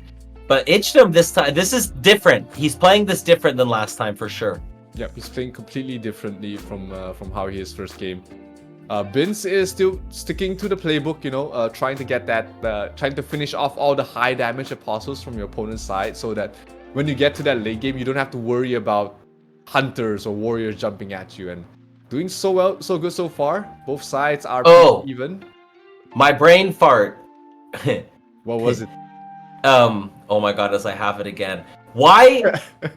Oh, Darkfire. That's right. The worst thing that can happen when you're playing is when you get canceled by Darkfire. Oh yeah, it's like the worst feeling ever, because you know it's coming the entire time as the stupid eyeball chases you across the map. And then all of a sudden you're like, what the hell? I just lost 5 mana. Vince is putting on a lot of pressure. Ishnam is dropping really low. Can he cancel this off? He needs to cancel it. He doesn't cancel it, which means that a lot of healing is gonna be done here. Ishnam. What Ichnam did is he hid in his circle of protection right there, where if Bins comes in, he's gonna get stunned. So Ichnam, but this time Bins gets the stun, or gets the cancel, but is it enough? It is! Oh my god, the turnaround! Bins blows him up with the feathers! Wow, that was close. Perfectly done there by Bins. That was getting too close for comfort in that situation. He was getting really low, but he managed to get it off. The welcome to the slam connecting perfectly. And that set him up for a huge gust swing to the face. And Bins able to take the first series of the series. Yeah, first series of the match, or the first series. And here's the thing, Ichnam did much better in game 2. I thought he was gonna win game 2. Mm-hmm. So if Ichnam can win this set, then I think he has the upper hand. Because I felt like Bins, if Ichnam plays the early and the mid game right, Bins ends up in a situation where he's low and outnumbered. And then Ichnam really just has to stay the away and cancel and apostles and cancel and apostles, sprinkle in an auto attack and win. That last game was very, very close. Oh, absolutely. It could have gone either way. If Bins missed a skill, or if Ichnam was able to dodge just one skill, we would have seen a completely different outcome. But very well done there by Bins, closing things out there. It was getting sketchy for sure, but he manages to get it done. Hey, that is what we are here for. We're here for the bring it back culture. Can Ichnam be the guy? Can he be the dark horse? Can he take out the big names and make it to the finals? He's already made it to the monthly final. But today, there's prize pool money at stake, and staking for the monthly final. Seeding for the monthly final. Yeah, definitely a lot more to fight for. Sure, you qualify, but you want to make sure you set yourself up to be in the best position possible heading in towards the monthly final, because every single opponent there is cracked. And you don't want to face, someone insanely strong in the first round. You want to have the best odds possible. What is good, Rollo? Good morning. Mario is not producing currently. We got Schmoviter on the production, but Mario is in the background, ready to pounce if Koviter falls asleep. You don't know Mario, bro? Bro. All right. I can't. Producer fired. All right, so we know what both players need.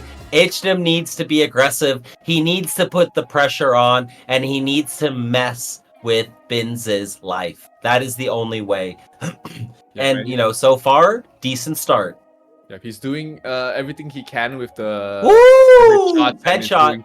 So much damage. Half HP already for Bins. Another huge damage onto his Bins. He's already down so low. And remember, this is a gust swing player. He doesn't have a lot of healing. He has to rely on WoW growth, which is a passive perk to allow him to heal up as much as he can. So this is as much HP as we can see Bins working on for the quite some time. Yeah, for quite some time for sure. But I mean, this is what I was saying. Ichnam seems to be adjusting, and now I feel like he has the momentum. And it is Bins who needs to figure something out. And oh my goodness, Bins is so low. He's trying to get some knockups. He's trying to buy some time. Coming in with the slam. Can he get it? He needs it. Connect. Yes, he gets the damage, but doesn't get a stun. Oh, good cancel. Oh my goodness, you've got to be shitting me. Bins, the return does not connect. He's down very low. The cancel from the cancel. Keep him alive. He's dropping down very low. The heal is gonna come out. Is the warrior gonna connect? Yes, it is. Bins from behind. Jeez. My goodness, bro. Bins, you are a savage. Ichnam is getting closer and closer every match, and Bins is just watch this, bro. Watch this. That closeout was absolutely perfect. That gust swing to the face after the knockup just gave Bins a huge opening, and he didn't get the return, but that set up the welcome to the slam perfectly. And wow, Bins is how is this guy still a free agent, guys? How is he still a free agent? Somebody pick this man up. He's Rollo, message Bins as soon as he wins. Ha ha ha ha ha So ha. if he doesn't win, you don't pick him up. Is that what you're saying here, Chief? No, I did not say that. You said that.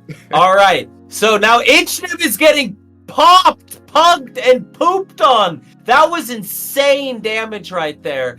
I mean, the last 2 games, he was so far ahead. And now all of a sudden, he's having to back up, heal up, and, reset. So good job by Bins. Ichnim might be a little bit shook after those last 2 losses. Those were really tough. Yeah, he was just so close on all of them.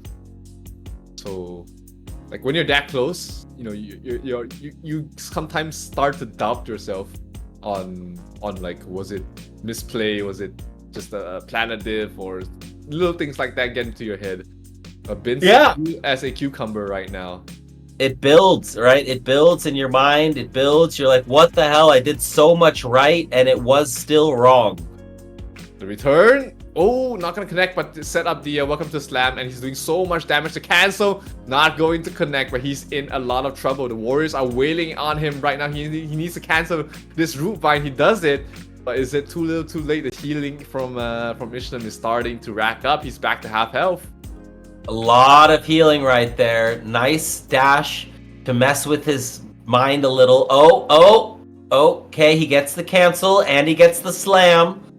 A headshot came in there. I'm not sure who it hit, though. Did it hit the Warrior? I think not sure. Yeah, it didn't look like any of them took a lot of damage here. But look, Bins is kind of low. Yeah, Bins is kind of low. There's not headshot connects. Ooh, that was a headshot too with the dash, and maybe that's what Ichnim needs right here. Just he's gonna tailwind anyways, so he might as well jump around and. Okay. This is looking good for Ichnim right now. This is looking really good for Ichnim. Great movement, getting out of the way. There it is. There's the dash. No headshot to combine with it, but he tried. And here we go again. This time Ichnim in a great position.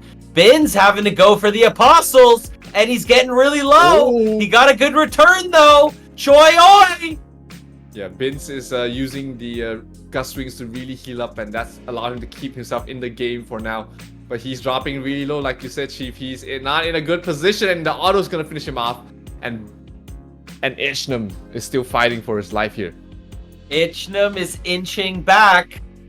This is what we came to see, ladies and gentlemen. This is the hype. This is the action. This is Aperon, baby. And that game started off kind of crappy for Ichnim. And he brought it back, right? So we're seeing all kinds of swings here. Yeah, he was half health or even less before the first 30 seconds, but then he managed to stabilize and heal back up. So looking like we're in for a good series here, Chief. Well, it's up to this game, right? If he can win this game, all of a sudden we're in a series. Oh, big headshots coming through.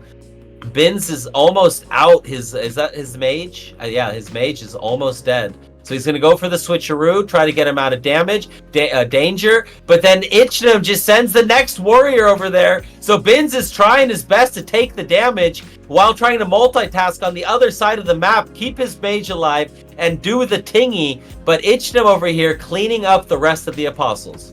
This is really well done there, Red Bins. Not a lot of people have that heads up play of taking the aggro away from your mage, keeping it alive for 10 more seconds. That's absolutely huge. And let's see if that makes a difference here. Warrior dropping down very low. Oh, connecting on the first snap. He wasn't even aiming for him, and he connected on it. That's something else to see. That was like the headshots earlier today that were going for the mage and just getting the extra damage. That was huge. But at this point, Ichim's still going to be able to heal. There's still 3 Apostles on the field for the EC5s. But Bins sitting at high HP this time. So feeling pretty good about the situation compared to last game. Yeah, one downside about, keeping all his Apostles alive is that Bins has 2 warriors. These warriors are going to do so much damage if they are just constantly pressuring you. And that's exactly what Bins' game plan is I'm going to let you heal up as much as you want, as long as my warriors are alive, and when we reach that late game, my warriors are gonna eat you alive. And that's working out for him so far. He's slowly losing his warriors though, trying to finish off this last Guardian the best he can. Yeah, I mean, those EC5s insta-crush all of Bin's army. And now it's really just a 1v1 with this confused little buddy from Ichnam about to go down any moment now, Guardian. And now that the Guardian is dead, the dark fires begin. Nice jukes. Again, though, we're seeing a lot of great movement the entire time. Ichnam's movement is unbelievable. Another root seed. That's gonna be annoying as the circle gets smaller and smaller. That's also a lot of healing. He needs to cancel this. He doesn't cancel it. Ichnam again with his Michael Jackson like jukes.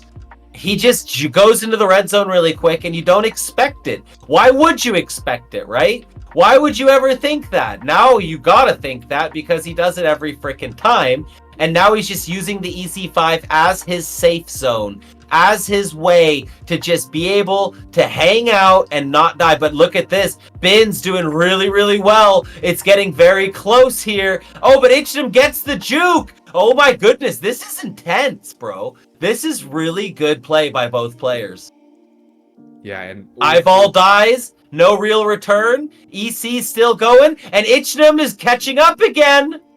Another EC5 to cancel. Did he cancel it? I don't think he canceled it. I don't think he did, but I don't think it matters. Oh, perfect gust swing towards the end. Bin's. Wow. And Bin's going into the red zone right there. Wow, that was sick, bro. That was like one of the sicker 2-0s that you're going to see. Both players played that really well, and both players would have deserved the win, but it goes to Bin's. Well played, sir. Well played. And Ancient 8 is out of this tournament. Yeah, Bin's had some sick heads-up plays that really set things apart for him, enable him to take this series. And it's really like he was cool as a cucumber towards the end. He knows that, hey, I have probably one more shot. I have 5 more seconds to win this game, but hey, I know that I got this. You mean I've got 5 seconds? Great, I've got 5 seconds to play with, and he cleaned that game up perfectly. I got 5 seconds? Hell yeah, dude. That's all I need. So we have a birthday person in the chat. Yuguo96, happy freaking birthday. I hope you have an amazing day. Thank you for coming out and hanging out with us on your birthday. You're a very special person. Appreciate you. Appreciate you very much. Sending big love from Vietnam. From Malaysia as well. Happy birthday, Yogo. And yeah, we have our first finalist here, Chief. That's gonna be Binz in the finals. And we're gonna be he's gonna find out who's gonna be facing him in the finals between Sensi and Claudius. Logic, what is good, Logic? Welcome, brother. He says, Bin's already my lieutenant in the Boot army. Oh, I see how it is, Logic. Well, you know, you better hold on tight, brother, because now he's a finalist, you know, so the Hawks are coming. Yeah, his stock just raised. Yeah, if you're not paying him, you better start paying him. He's he deserves at least $1,000 a month. I'm just kidding. We're not there yet. Maybe one day. When the biggest tournaments are worth 100K, sure. We could talk, right? We'll get there. We'll get there. Hell yeah, we are getting there. It's okay, he's a loyal one. I'm paying him in love and in coaching sessions. Oh, and massages. You gotta give him massages. That's key. Sure. And I hope that, you know, Sensi and Claudius, both of them are getting their massages as well, because they'll be facing up against each other in the next upcoming match. That's gonna be exciting to see as well. Well, Sensi and Claudius, actually, as team bonding, I made them meet up and massage each other before the match. Yeah, so they're both at the same place. Yeah, they're switching off. 5 minutes swap, 5 minutes swap, and each person gets 10 minutes, and then they play. All right, that's fair. I mean, making sure nobody has an innate advantage, right? Well, if one of them gives a better massage and makes the other one like super relaxed, that's winning. So it's all about the meta. It's all about the mind games. But let's jump into our second semifinals, our final best of 3, because the grand finals will be a best of 5. And let us see what these boys have in store. ApeGG versus ApeGG, Claudius against Sensi. We're going to see Starfalls, probably. We're going to see Water C6.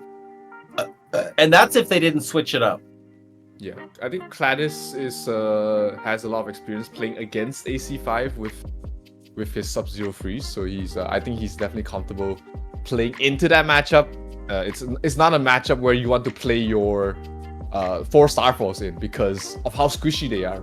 But one good thing about playing 4 mages with switcheroos is that you can constantly reposition them and reduce the value that the Sub-Zero freeze can get. True. Well, depending on how many switcheroos he has, right? We know he has a bajillion and a half Starfalls, but and a bajillion and a half knockups. But how many switcheroos? And here we go, ladies and gentlemen. We already see Sensi playing this way more passively than last game, like a little slower, a little bit. Yeah, he has no choice. Half his skills are being silenced, and he has to wait for the Sub-Zero freeze to expire. From that, and before that happens, you see Sensi, he's already losing 1 mage. 2 more mages already down to half. He can't get them out of the Sub-Zero freeze because they're silenced, and he's in a lot of trouble right now. Half his damage, actually 80% of his damage, comes from the Starfalls, and he just lost almost every single one of his mages there. Yeah, wow. So as fast as Starfall can wipe you out, this is how you wipe out Starfall, just as fast. Yeah. And now Sensi is in a very tough spot. He is getting in some really good damage here. He is going to be able to pop in and out, and he's moving. He's making his cards cheaper. He's gonna hit. Oh, good damage right there, Sensi. He's fighting, but now he's gonna have to deal with this big old WC6 area where he can't enter. Yeah, that area hurts. So he every time he goes in, he takes about 300-400 damage, and that damage starts to stack up, and Claudius smelling blood in the air. He's giving chase. All the Guardians just keeping it aggressive on him right now. Look at the shields that Claudius can get on demand as well. He has absolutely defensive Guardians, but all the damage will come from his planet themselves. Smart, right? That is a very, very smart team composition. But I mean, Sensi doing a great job here. Keeps moving, keeps getting away, has not been under half health quite yet. And, he's just taking his time, trying his best. But that knockup helped. Now he's under half health, and he needs to be very, very careful. He's being chased by 4 units here. He's trying to heal up with the Gust Wing. He has a second one coming right up. The return not going to connect. He really has to focus on healing right now with the returns instead of the damage, because he's never going to be able to catch up with those 4 apostles just constantly giving chase. But this should be the closing. He runs into the baby cage. Oh, yeah, baby cages. I've been using baby cages all wrong, and I realized that while watching today. It's not about stunning them. It's about controlling an area. Yep. And then you just sit in it. You just wait. Yeah, that's what you see Claudius does, is that he uses his baby cage early to protect him from the tailwinds. He will put it in an area between him and Sensi, and then he'll cast his Sub-Zero freeze in a safe position. That makes a lot of sense. Yeah. All right. Even here, he stuns up the Guardian before casting the Sub-Zero freeze. And now all of his cards are not usable. God, that is so sad. Wow. Oh my goodness. And here it is. And now he was focusing too much on the cards, and he didn't get a knockup, and there's another WC6 on the field, and that just might be too much already. Yeah. That's what happens when your lineup is hyper aggressive, is that when someone plays any remote way to play defensively, suddenly you run out of gas. But at least in his game, he's keeping his apostles alive for now, and he's definitely not out of it yet. I mean, Sensi definitely has a way to come back in this game, if not this series. Hey, game by game, right? You got to start game by game, and here he goes. He's going in, but boom, nice movement from Claudius, getting away from absolutely everything. And now Sensi jumping and falling into double baby cages. Uh-oh. WC6 on the field, and this is where we've been seeing the problems arise. He can't use half of his cards. He's trying his best. He is getting some decent damage onto Claudius. Oh boy. Oh boy. Oh boy. Right as he tried to use the mage, it disappears and dies. Claudius playing so well in this game. Oh, huge return though. That might be the opening that Sensi's looking for. But the WC6 there creating a huge area. Oh, the baby cage. Oh my god, Claudius and his defensive plays. That baby cage was clutch. If he doesn't hit that baby cage, Sensi might have just won the game. Yeah. Because he was coming, he was going to stun, and then he was going to hit him with his feathers. So well done by both players. Oh, nice juke by Claudius right there. Wow, impressive. He's getting a bit of healing from the returns, but the stuns from the warrior, the guardians are starting to hurt. And Sensi's dropping down really low. He's trying to heal up the best he can. But let's see if he's able to survive just a couple more seconds. This return is going to be huge, giving him a lot of healing. But he's really low on mana right now. The cancel is gonna... Oh, that's gonna be it for this one. That cancel is gonna be it. He needed the heal on the return. So Claudius is gonna take set 1, and Sensi needs to decide if he's gonna switch it up or if he's gonna continue with the Starfall. You can't play Starfall into this Sub-Zero freeze. Your apostles just die too fast, and you need apostles that don't need to use skills because you're silenced inside that area. So you need to play guardians and warriors. Yeah, damn. Okay, so I feel like Sensi might switch the planet up. I feel like this WC6 really stifles his whole plan. Mm-hmm. Yeah. The silence is huge. The damage is huge. It's such a huge area as well. I mean, compared to EC5, which is a tiny circle, you've got half the map covered with the Sub-Zero freeze. So let's see if Sensi is able to make the adjustment for the next game, because it's a best of 3. Sensi's whole deck is about 1 energy cards that you spam, and so when you can't use 1 or 2 of your apostles, it just sucks. You're like, well, I can't do anything now. I just gotta wait. And it lasts forever. It's so long. It's so freaking long. So yeah, I think there's a high chance Sensi switchity swaps. But we did see that he can get the game very, very close. It's not unwinnable. It's just really hard. Yeah, it is. It's a lot of room for error there. But I think Claudius played phenomenally as well. I mean, on the defensive end, like the baby cages, the shields were all perfect, and that definitely gave him the win as well. I mean, we saw that baby cage, the setups, everything, just protecting him very well. And you know, Claudius is one of the best players in Southeast Asia, if not the world, for a reason. Absolutely. So it is game time. We're gonna go into set number 2. Sensi and Claudius from Ape GG coming out to show who's boss and who's gonna make it to the finals.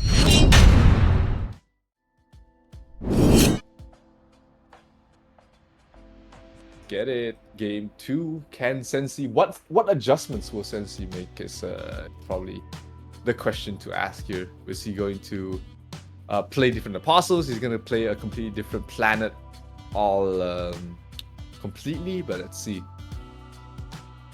Yo, God Dog, what's good, brother? He says, must be glad I told Claudius to contact you guys. You know, funny story, Claudius played Classic V2 for me 4 years ago. He was one of my first pros. So, funny, small world. And yes, very happy to have him back on the squad. He's a great guy. Always loved to have him on my team back in the day. And here we are again, doing the tingy, fighting to go to another finals. Lego. But Sensi, also my boy, he's going to be fighting for his right to party. Let's see if he can get some cancels. Oh, here's the switch. C5.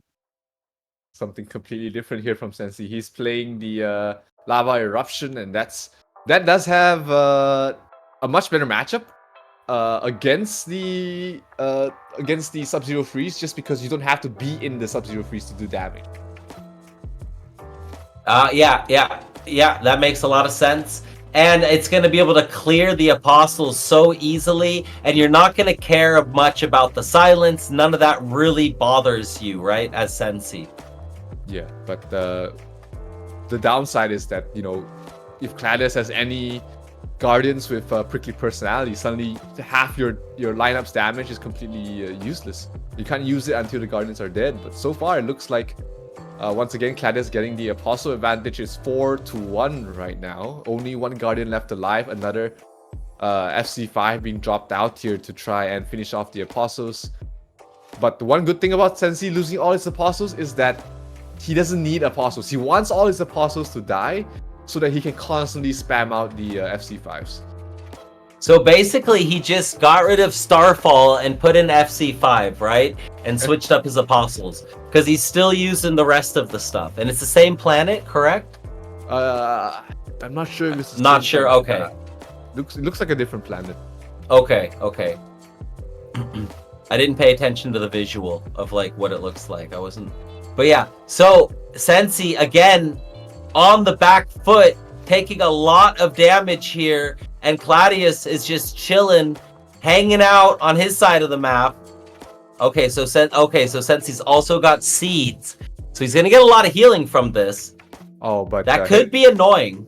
It's a play there from Cladius. He uses his Sub-Zero Freeze to get rid of the seeds. So killing off the seeds will not allow you to heal from them, and that's huge there for Sensi. He was Wait, tell me again. How does that work? When your seeds expire, only you get heal, and for every seed that expires, not killed, expires, will heal you for 2%. So if you kill them off, then they heal you for nothing. So when I heal with Seed of Fire, it actually is double value because they're not healing and I'm healing. You're killing off their healing, and you're healing like a billion from 3 of them. Didn't realize that you only heal from expired ones. Very cool information. I'm getting better every game. Thank you, Zero. We're all learning, and Sensi is learning that hey, I can't play EC4 into WC6 because everything just dies. And yeah, Sensi is in a lot of trouble right now. He doesn't seem like he's found an answer to this WC6. No, and it makes me want to start playing WC6 because we got some. Oh, wait, did he get that cancel? He got the cancel. He did! Woo! Alright, and this is where everything... Oh, but wait! Cladius also gets the cancel on FC5, which is like nearly impossible. You literally have to predict it like out of your brain. Yeah. So, well played by both players. Let's see if Sensi can get a little more value this round without there being 2 WC6s off the break. Yeah, that might be the small difference that he needs to be able to finish off his enemies' apostles first before they fall. But here, ooh, interesting to see big old Meteor Storm. Not a very common skill, but it makes sense to pair up with the Sub-Zero Freeze because it's an AoE skill that deals AoE damage, and that's exactly what you want for to increase the damage that your... Because they all have no shield, right? You're gonna hit them harder, so you might as well AoE all of them with a big old tingy. Yeah, that makes sense. That makes a lot of sense because it keeps hitting them, right? Like boom, boom, boom. Yep. Ah, smart. Okay, and another thing that I've learned. And all the damage is amplified as well. Another Sub-Zero Freeze being dropped down here. Sensi is still has 2 Guardians alive, so that's going to be huge. Keeping these Guardians alive are going to reduce the pressure that Cladius can really do. But it also means that he has less lava eruptions to throw around. So a bit of a catch-22 here. He wants them alive, but he doesn't want them alive at the same time. Well, I think what he really wants is to get to the late game in a decent position. Oh, yeah. That is something Sensi can probably get behind at this point. Because, if he loses this, it's over. He gets straight swept, and you do not want to get swept by your teammate because you're going to have to talk to him in chat all day, every day. It's never going to feel the same, and you're going to be a sad panda. Yeah, but here it's a good position here for Sensi. If he gets to that late game, and he can keep canceling this Sub-Zero. He got cancelled. He had his FC5 cancelled there. Oh, but look at the area. That was a really sad cancel. That was really unfortunate. Oh, damage. Oh, and there it is. Claudius is just playing like a madman. Is anyone going to be able to stop him? I do not know. That was impressive.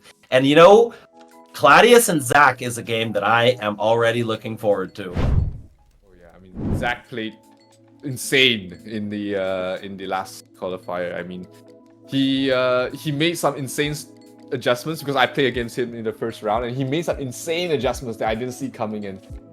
I won the first game, but he just adjusted perfectly in the next upcoming 2 games, and yeah, man, he's in the top 4 and I'm not. Hey, well, to be fair, Zach, not just against you, but in every single match, he came in with a different game plan. He switched it up every single time, minutely, right? Minutely, yeah, but he always had the advantage in every single game. It was nuts. And I just kept saying while casting too, he seemed to be the most ready for the tournament, like prepared, knowing his opponents, knowing if I play this guy, I'm going to play like this. If I play this guy, I'm going to play. That's what it felt like, because he would play different types of people, different matchups, and it didn't matter. He was always prepared and he was always a step ahead. So, that's going to become more and more common as this game grows and people are more used to everything. Right now, there's so much going on. Like, what? Starfall has splash damage? Choi-oi. All right, we have the finals. The stage is set up. It is Bins versus Claudius in the grand finals. But I think Chief, we'll take a short break before we go to the finals. Absolutely. Ladies and gentlemen, we'll be right back.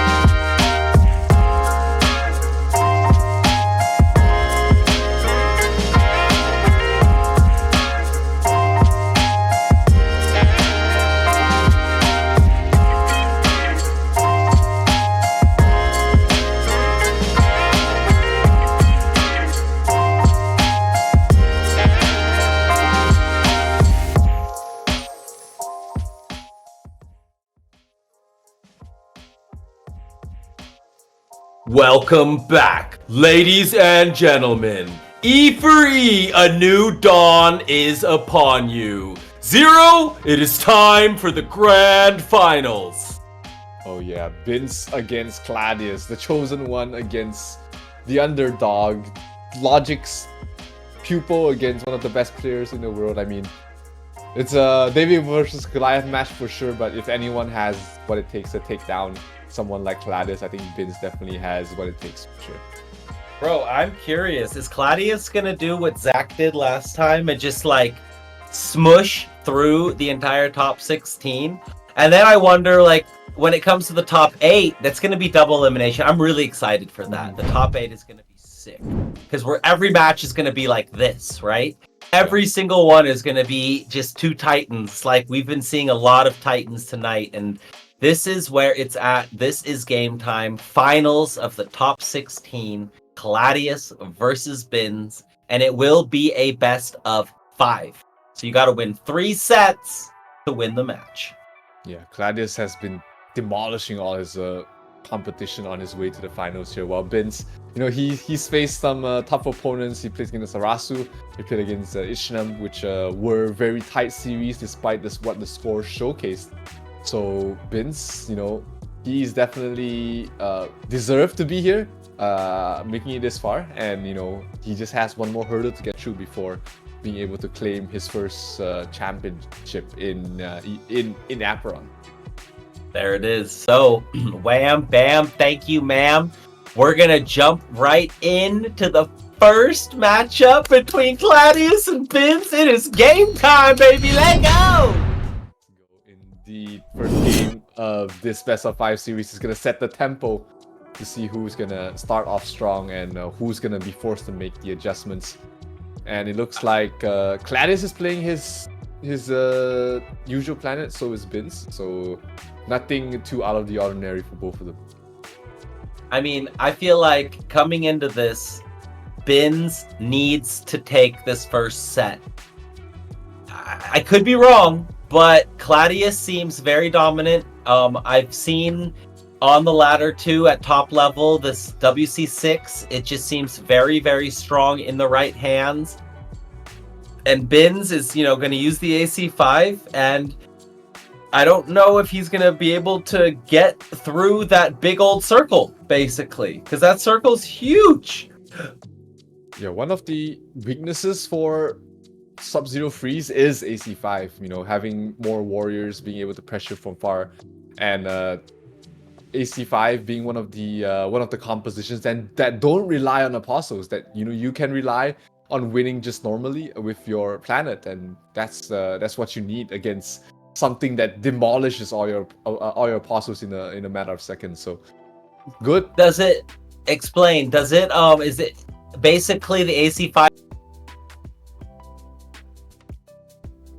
for the late game then, right? Because in the late game when the circle gets all small, it seems like, or is it that the cast time is so slow that the AC5 always chunks them in the late game and then you can't cast? More like that. It's more like, the smaller the circle goes, it's actually easier for the AC5 to play because, you have limited area to move. I've got this skill that does a lot of damage if you get hit by a shotgun. So you need to be careful of your positioning. So makes sense. Decent start here for Bins. He's really focusing on getting rid of the warriors from the side of Claudius, making sure that late game scenario where he goes 1 versus 5 or 1 versus 4, he doesn't have high damage apostles and just leaving the guardians left alive.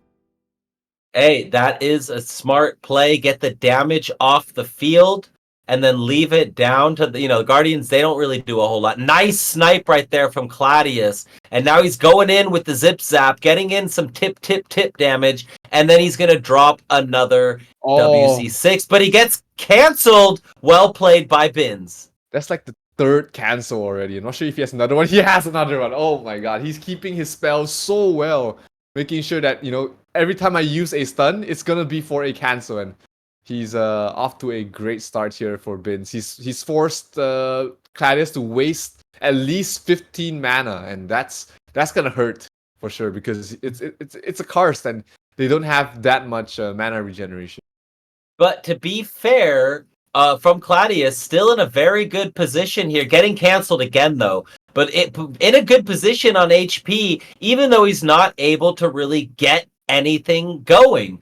But and here it goes. This is like you said, when the feathers become very dangerous because there's no space to move and no way to get away. And here comes the baby cage. And okay, he did get off the ice. This is big. He's getting a lot of damage onto Bins. Both are very low, but Bins is about one shot. Oh my goodness, and he goes down. Claudius clutching.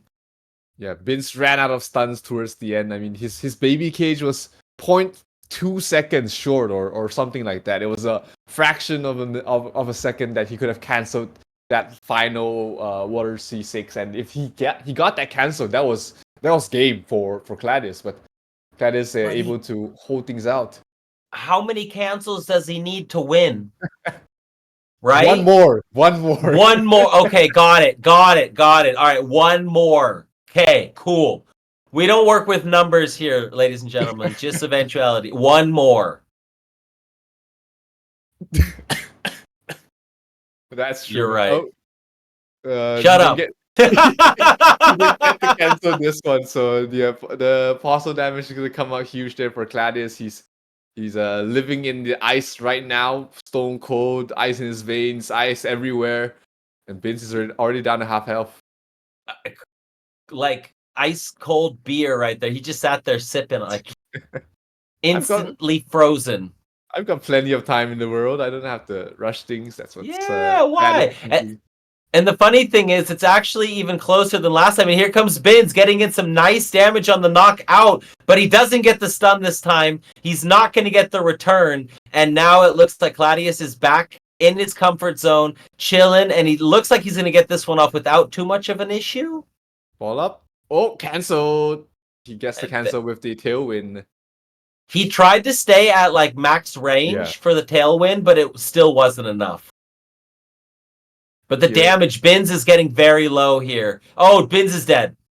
Yeah, he walked too close to the... Wait, no, he's not dead yet. But he's close to dead. Now they're both kind of low. Claudius needs one more auto attack. And there it is. Claudius is going to take set 1.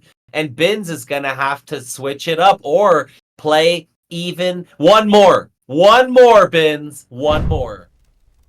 Yeah, Claudius, that defensive setup was absolutely perfect for him. I mean, he looked like he was in danger. Like, yeah, I thought he was dead with the stun into the Gust Wing, but he used his Guardian Shields, he used all his defensive spells properly, and that created enough space for him to get away from that close distance, which is fatal for the WC6. And Vince is one game down right now in this best of 5.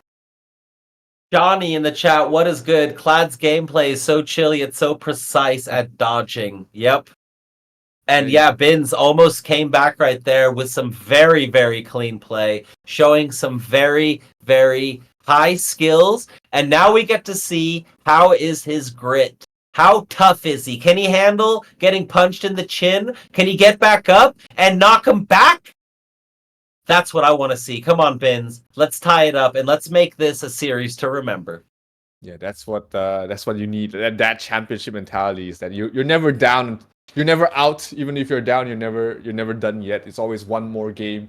Next game coming up. Next game mentality, right? Is what they call it. And let's see if Vince has it to beat Claudius here. One more, baby.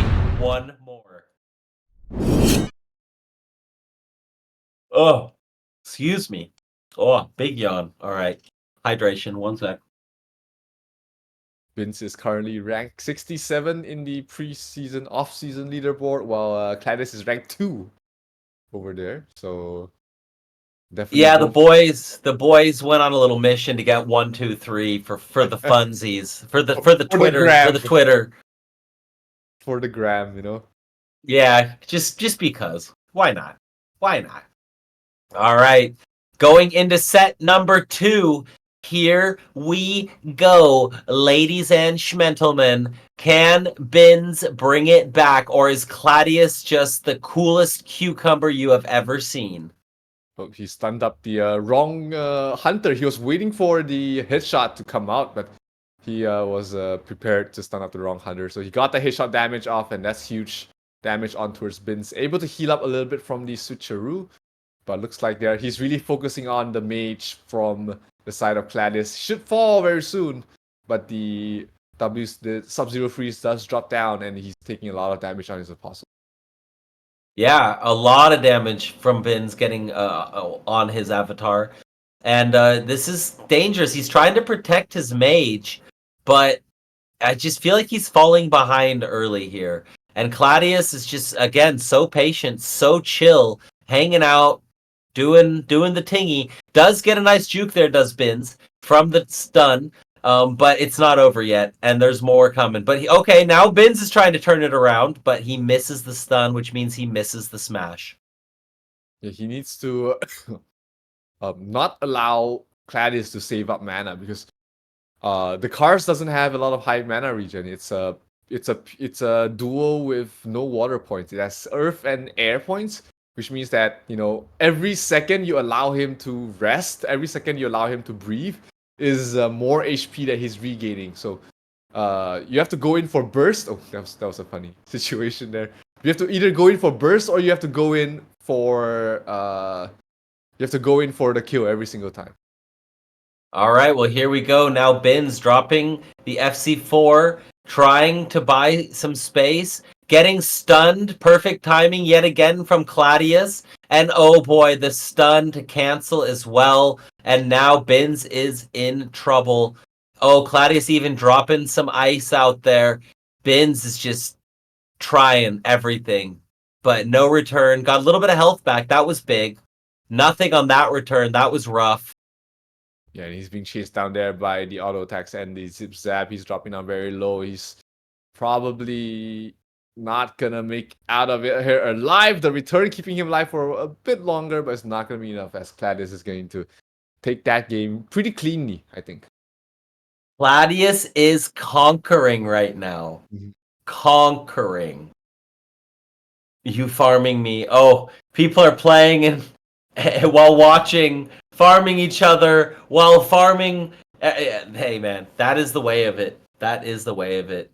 You just get so Yeah. pumped, when you watch players play, and you're like, hey, I can do that as well. I wanna play some games, and you head into the arena. And that's a sign of a good game, is that when you watch other players play, you feel like playing yourself. Yep. I feel the same way. I love it. It always makes me so happy. I get super hyped. Same with me. Halo's always been my game. So even now, when I casually watch Halo, I know I can't play. I'm in Asia. Nobody plays that game here. It's impossible. But I'm always like, I wish I could. I wish I could. I put in so many years. I wish I could. But hey, with Apron, I get it too. I play during the day. I usually don't game during the day, but I'm like, I love it. I just want to play my games. I want to get some of that, nice, tasty, those tokens, some animus, and of course APRS. So I loved last season. I really enjoyed it. But all right, back to the finals. Bins has an uphill battle. He's down a set, he's down a game, and now he's down apostles. He's just down right now, but he's not out, and he is fighting. Nice switcheroo, getting out of the way. So now this, nice switcheroo from Claudius too, but Bins was ready. Oh, this is huge. He gets to cancel. The return's gonna connect. No, it's not. He able to juke out just in time. The return's not gonna connect here as well. Vince just needs to chill a little bit on these Gus Wings. He's really spending the mana without good returns. Yeah, he's not setting him up very well, and he's trying to chase them. He's forcing them, it seems like. Yeah. And that's an issue. That's an issue because Claudius is cool as a cucumber. He's just straight chilling. Yeah, Claudius knows that, hey, I've got plenty of time to play. Nice healing with the Very big heal. Fireball does come out, and he needs to start. This is where Vince starts pressuring. Good dodge. The return. Oh, huge return going towards the way of Vince. The damage from the fireball is absolutely working out as well, giving him a little bit of breathing room. Oh, this return didn't do much. But Vince gets stunned up here. He's dropping down very low. Here comes the WC6. He doesn't have much room to grow. Uh-oh, he's gonna be cornered now, just sitting out here. 2 seconds, 1 second, circle is closing. Red eye is not gonna be enough. He's gotta go into the snow, and that is not the way to go. He gets stuck, and it is 2-0 for Claudius, who looks unstoppable. Yeah, Vince in a really tough spot right now. I mean, 2-0 in a best of 5 series is not gonna be feeling good right now for Vince. He needs to dig deep and find some way to defeat this monster because it's the grand finals. You gotta give it all everything you have. Gotta give it everything you got.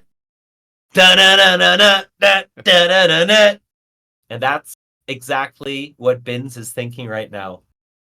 He has one more chance, one more opportunity to do the tingy. And if he doesn't, well, that sucks, bro. Because you're going to have to. I guess it's okay because you're in the top 8. So you've made it to the final, monthly final. You're going to play for the, it's like $2,000 per side. So it's all right. He's not mad. He's not mad. Yeah, but he definitely wants to, do the best he can. It's not always about winning. It's more about making sure that you give it everything you have, and the results will come by itself. So. Oh, for sure. Absolutely. Fully agree.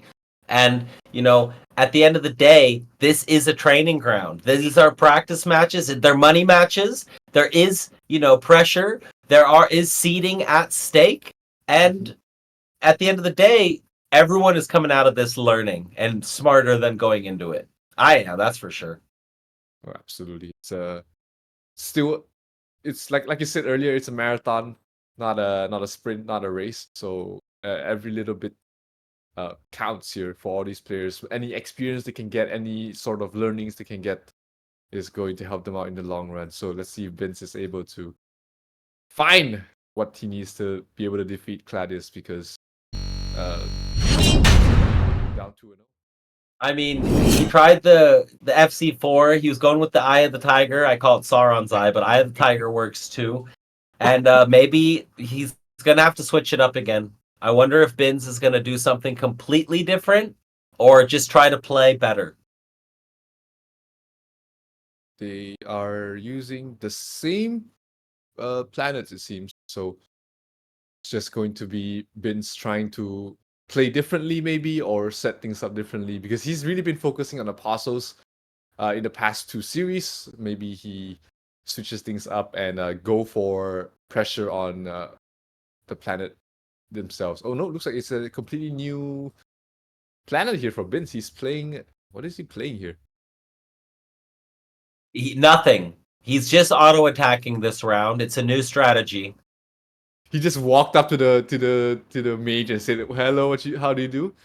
Oh, magic bomb. He used his body to tank up the magic bomb damage there from Claudius, knowing that he has a lot of regen, and he's happy to take that trade. Looks like it's a Seed of Fire from Binns. Interesting. Interesting. Okay, I wonder what else he's using with the seed. Could be the same planet, but with the Seed of Fire, just for a bit more healing there for Binns. Okay, interesting. Okay, so AC5 with seed and dash. Yeah, could be something. Yeah, that's what it's looking like. He's pressuring right now the Feathers. He has one return coming in. It catches him. He has to get out of dodge, and he does, but he's taking a lot of damage here for the side of Claudius, already down to half health, and Binns is more than happy to take this trade now that he has some form of healing. He's not that afraid of taking permanent damage anymore. Nice cancel. Towards the Sub-Zero freeze. He's gonna try and get one more off, trying to get out of a bad position. The 3 warriors are still alive from the side of Binns. Oh my goodness, Binns making adjustments, making moves, playing this very well, getting Claudius low, and he's in a decent position for the return. Big return. No, misses the send out. Oh my goodness. He gets him, and this is a game. Binns bringing it back. Let's go. That was just mainly just playstyle adjustment. He changed one skill, sure, but it was down to like having the confidence to take the trades, to play aggressive, knowing that he has that seed of fire to back him up if ever he needs the healing. So good adjustment by Binz. It's not gonna be a complete sweep, and if Binz has more of these tricks up his sleeve, we're in for a series here, Chief. Oh baby, this is what I like to see, and that was pretty dominant. Like Oh yeah. he won that game. That was his game. There was no question. It wasn't that close. He was just the man. But okay, coming out of the back, Claudius hitting hard instantly, and has Binz down a third of his life. So Binz is going for some quick heals with the seed, and that seed of fire may be the change that he needed. Yeah, he managed to finish off the mage as well from Claudius' side. So 4 versus 3 right now, and we're talking about how you need to use these apostles that don't need to cast skills. They can stand in the WC6 and just continue on attacking and still doing damage. And that's why Binz is off to. That's why the matchup is looking better for Binz, because he doesn't need to cast skills. He can just focus on autoing and use the apostle HP to his advantage. That makes a lot of sense. Just more auto attack centric apostles, taking away that value, because then you don't have a dead hand all the time. Yep. That you're like, shoot, I really need this card. It's really important to my build. It's really big, and I can't use it. Scheisse. Here, stun does not connect. Nice dodge there for Binz. That was huge. Is in a good position right now. He has the energy. He has the position to try and win. Oh, seed of fire. Oh, and see, remember what I talked about? Seed at your foot. So now when Claudius goes in for these stuns and cancels, if Binz plays it right, he can put the seed of fire at his foot, and then all of a sudden Claudius is going to be sitting on a storm of fire. Yeah, that's really smart heads up play there for Binz. Now he's gonna be in his head, like, is he casting Gustwing? Is he casting Seed of Fire? Do I go for the cancel? Do I risk it? That's always gonna be in the back of the mind there for Claudius. But Claudius is in a good spot right now, down to half HP already. Binz, he needs to cancel this WC6. Got it. Do it. He needs to do it one more time. He doesn't have a cancel, so he's gonna be having to take this damage. He's gonna try and finish the game off right here and now. The return does not connect. Gustwing. A lot of shields there on towards Claudius. Binz is slowly dying. Binz is in trouble. Binz is dead. Oh no. Oh, Claudius is just cool as a cucumber, and he just does not care. He says, "Get out of here, sir. I'm not dropping a set." Wow. Claudius is really good at this game. Mm-hmm. He's really good at this game. Absolutely. He, like, if there was a ranking of most dominant defensive players, like in basketball, you always have like the best defensive players. Claudius definitely is up there if he's not number one already. I mean, he's been playing so well defensively that it sets up his offense perfectly. Bro, he's just like always seems to know what to do. Both of them have some really, really tippity-tappity dancing feet going on. Like, they're both very, very smart, quick players. The amount of jukes on dashes I'm seeing tonight are insane. Because, like, I'm not fast enough for that. I don't predict it like they do. Not even close. Yeah, But all right, Binz is getting very low right off the bat. Claudius is keeping his foot on the pedal and the pedal to the metal. This is very, very dangerous. Nice counterattack from Binz, getting Claudius very low, coming in with the AC5. Claudius going for the stun. So many things are happening, and both players are taking some massive damage. He's got a lot of WC6s in hand. Yeah, that was a good tempo play there for Binz. Claudius went from 100 to almost half with one burst of damage, so Binz definitely still has a shot. Let's see if he's able to stabilize, because right now it doesn't look like he's in a good position. He's trying to pressure with the warriors, trying to keep out of the Sub-Zero freeze, but he's taking a lot of damage on his apostles in this area. That is a big circle. It's really hard to get out of it, especially when they get silenced. And you're like, well, poop. Now what do I do, right? So here we go. They're still trading. Binz still has a chance, but Claudius is in control of the match and the series. Big shootout by the Feathers. Binz needs this return. He's not going to get it. He's going to be stunned here in a moment, too. The bonk is coming. Pow! Gets the Feathers off, but is it going to be enough? Can he get the return? Oh, he does get the return. One shot, but the shield is up. He's going to shield again. Oh my God. Can Binz do it? His tournament life is on the line. This is incredibly close. Claudius is coming in for the final hit. Both players are one shot. Knock up from Binz. Can he finish it? He's absolutely one shot, and I'm running out of breath. Oh, he is playing things like a god. The return. Oh, he gets hit. He got gets hit it! by the warrior. And Binz. Oh my God! He's not gonna be a sweep. He's not gonna be over yet. Binz is gonna fight towards the last of his breath, but he is putting on a show for us so far. Wow! That was crazy! That comeback. Oh, Holy shit! I thought it was I gotta over let my for hair Binz. down after that. I thought it was over for Binz. Bro, He was. I is thought this he even was real gone. life? Then I thought it was over for Claudius. He was like 2% HP or something. You couldn't even see the HP bar, and but then he put up like 1 billion shields and was able to fight for another 30 seconds to keep things alive. Wow. That Holy better be smokes. clipped. Multi-clip that. Multi-clip that. That was sick. That was Both- sick nasty. Holy Both these crap. players are playing like gods. They're playing above their level right now, and it's absolutely insane to see. Binz. Binz, Binz, Binz, Binz, Binz. Woo! That was intense. I'm glad my girlfriend's not here tonight. She'd be like, why are you yelling so much? Who's this Vince? Why do you keep calling his name? Who is this Binz you speak of? 1 HP clutch is one way to put it. That was nutty. And we get to watch it again. Imagine that. Lego. Oh, baby. 2-1. Can he do it score. again? Can he do it again? That's the question. I'm posting it on the E4E Twitter. Yeah, you probably should. That was sick. That was the game of the tournament. If Binz comes back and reverse sweeps this, from that, imagine, bro. Imagine. Binz loves clutching. Baby Binz.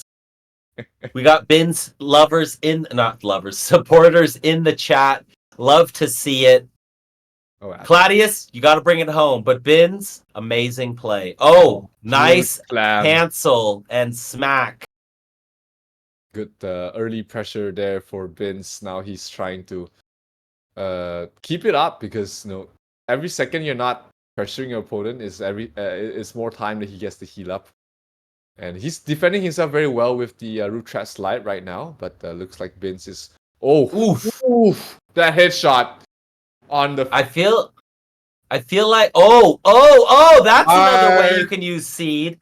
That is another beautiful way to use seed right there. When he sits and tries to do his long cast, you put the seed underneath them, it becomes an ocean of flames, and then they are very sad. Well played by Binz right there. And I'm curious to see how Claudius does after that close loss. Is he going to be stalwart? Is he going to be tough? Or is he going to crumble and, is his gameplay going to fall, basically? Because right now he's on his back foot again. He's in a little bit of trouble. The damage is coming, but he's still doing all right. And he gets a WC6 off, but damn, that was a lot of damage. He took 2 slams to the face as well as a gut swing. Not the return though, but he's starting to have to limp away from this. He's starting to need to play a little bit more defensively from the side of Claudius. So Binz is just holding his combo, holding his skills right now, waiting for one opportune time to strike, and that's when he's gonna go for the kill. Welcome to the slam does not connect. He's gonna try and finish off the mage. He knows that it's important to finish it off.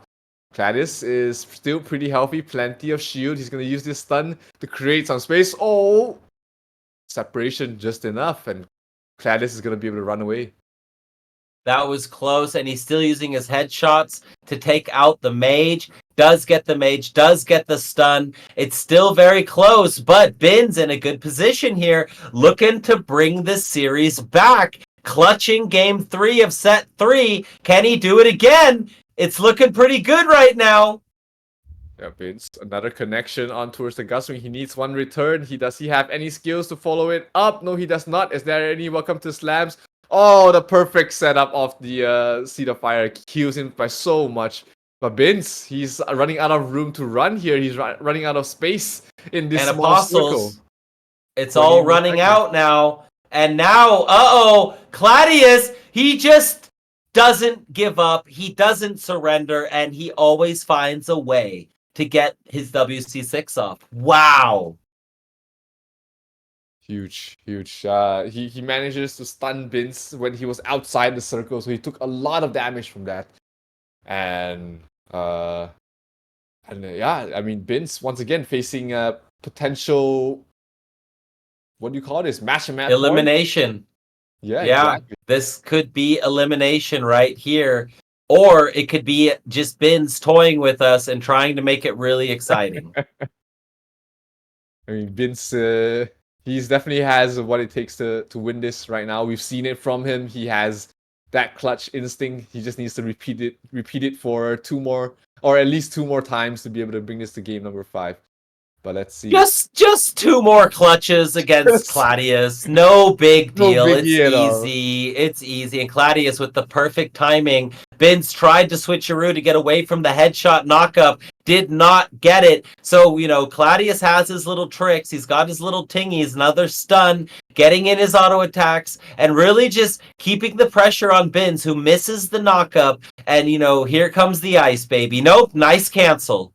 1 more. He has 1 more. Oh, welcome to the slam. But he's taking so much damage from that. The last dude standing is going to help out huge as well, but Bin's cannot stand in that area for too long. Bin stood in the ice for a second there and took damage that was not necessary, I feel. But, it happens. They're only human. And here we go, knock up, and Bin's is about to get knocked out of this tournament. He's about to drop in 2nd place. He needs to make something happen. He needs to show Claudius he's not finished yet. Can Bin's bring it back? Oh, baby, this is going to be tough. We know Claudius is cool as a cucumber, and Bin's is over here taking damage from that warrior. And now the knockup, this could be it. But he's dropping so low. Bin's almost dying. The stun is going to connect, and there we have it, ladies and gentlemen. Bin's is going to fall as Claudius is going to take the championship of the E4E New Dawn 2nd qualifier with a 3-1 score. What an absolute beast. Hey, I'm glad Bin's took a set. That was, that was intense. That was hype. Mm-hmm. But congratulations to Claudius, the champion of this top 16, A New Dawn. He will be going in with one of the 1 seeds into next week's grand finals. And for everyone in here, there's going to be a lot of Aperon this week. I think it's Tuesday, Wednesday, Friday. No, I'm wrong. Check the announcements. But it's 3 days during the week, and then it's 2 days on the weekend. It's going to be nutty. Nutty. Top 8, top 8, top 8, top 8. Top 8. That's right. All top 8s. It's going to be crazy. Holy crap. 0. What a day. Absolutely. It's a fun day with you, Chief. There's so many good matches that we were able to watch today, but I think nothing takes the cake from that grand finals there. Even though 3-1, doesn't sound like a very close matchup, but both these players were playing out of their minds. I mean, there was 2-2-1s, I think. There was 1 sweep, and then there was that epic 3rd game with Bin's coming through. That is all you can ask for in the grand finals. I mean, it could have been even more crazy. And, I was a little worried Claudius might have an issue with the pressure after losing that super close match. But he showed he's chilling. He's straight. He's like, all right, oopsie poopsie. Let me go hit 1 more headshot. It's always 1 more, right? Just 1 more. Always just that. The next one will win you. Will win you the game for sure. Wednesday to Friday next week. There it is, baby. So I guess then it's Wednesday to Sunday. We love it. Thank you, Zero. for coming out and casting with me. No Thank worries. you, E4E, for running it and doing such a great job. Beautiful stream, beautiful production. Thank you, Loot Rush. Thank you, Aperon. Thank you, Ronin community. Thank you all for coming out and kicking it with us. This was great. And guess what? We're going to be back in like 9 hours for the North American one. All right. Looks like we have an interview with the champion of the second qualifiers, Cladius. How are you feeling, man? How does it feel to be the best player in this tournament right now? Oh, he's coming. He's coming. He's not here yet. Nope, that's Adeline. Okay, so Adeline is going to be translating for us. Claudius, brother, congratulations. You did it. You're the champ of the day. Yeah, How are thank you you, feeling? So sorry for my English not good enough, so can Adeline can translate for me. Yeah, sure, sure. Okay. Câu hỏi đầu tiên là bạn cảm thấy như thế nào sau một giải đấu thật là khốc liệt vừa rồi? Ờ, tôi thực sự là cảm thấy là đây là một giải đấu rất là vui và có nhiều sự hưng phấn vì được cọ sát với cả những đối thủ rất là mạnh. Và cũng là lần đầu tôi tham gia một giải đấu eSport. Tôi chưa từng tham gia một giải đấu eSport nào trước đây. Có nhiều điều bỡ ngỡ nhưng mà tôi đã cố gắng làm hết khả năng của mình. Và tôi cảm nhận là okay. Yeah, okay. So I'll translate what the answer. So I had a lot of fun and excitement facing off against such strong opponents. And this is the first time I've been in an esport tournament. I've never been in one before. Wow. A lot of new things to wrap my head around, but I try my best. Well, you played amazing. You were cool as a cucumber. Nothing ever happened that you didn't seem to have a plan for. So from my side, congratulations, Zero. Hit him with some questions. You look very dominant in this qualifier, and you're facing up against 7 other players in the top in the monthly finals. Who do you think is the toughest opponent out of the other 7 players in the monthly finals? Và sắp tới bạn sẽ được tiến vào cái chung kết của E4E A New Dawn. Thì trong số những đối thủ, trong số 7 người chơi còn lại, bạn mong chờ được đấu với ai nhất? Người chơi mà tôi luôn nghĩ là sẽ luôn mong chờ được đấu nhất đấy là Jack A8. Anh ấy thực sự là một người chơi có kỹ năng rất là tốt và xử lý tình huống cực kỳ khéo léo. Và tôi rất mong có một trận đấu thật sự là thú vị và máu lửa với cả anh ấy. Và chúng tôi đều là người Việt Nam, vậy là vinh quang cho người Việt Nam. Okay, so I'm very interested in fighting Zach from Ancient 8. A very skilled player. He's intelligent and he can calmly process every situation. I'm looking forward to having some intense matches with him. And we're both Vietnamese, so glory to Vietnam. Great translating too, Adeline. Well done. Well done. Thank you guys, Claudius, Adeline, Coveter, Zero, and everybody in chat. I think that is going to be a wrap for today. That is the Asian region. Tomorrow we're going to the Americas. More action. Do you have the top 16 for the Americas on hand? Can we show that right now, or is it not on hand? Getting it right now. All right. So we'll pop up the top 16 for tomorrow, just so you guys know what's going down. It is literally at 8 a.m. my time, which is in 8.5 hours. So if you guys are going to be there, get some sleep first. That's what I'm going to do. And then we'll be back. You know what I'm saying? We'll be right back here doing the tingy. So, Zero, if you have any last words, let the people know. It's always great to be working with E4E as well as with you, Chief. Thanks for having me here. Thanks for allowing me to be part of the history as well. We get to watch some great matches today. And here we have the top 16 for Americas. It's Franqui, Nay, Toby, Paradise, Blade, Clemenji, Zagon, my boy Logic, and a bunch of Gap Carrion, Protestant. Givix is playing Apron right now. That's cool. Sharpie, one of our scholars from the Boot Army, Sourback as well, and the Nun, and last but not least, Wicked. So lots of good players. I'm actually excited to see Nay tomorrow. Naylith. He came in late, made top 50, and is using a build that's only once in the top 100. So that'll be interesting. I don't remember what. Oh, I do know what it is, but I'm not going to say anything. So, anyways, thank you, everyone. Fun times. E4E A New Dawn. We appreciate you so much. Have a great night, day, morning, afternoon, whatever the hell it is. We love you, and we will see you tomorrow. Peace.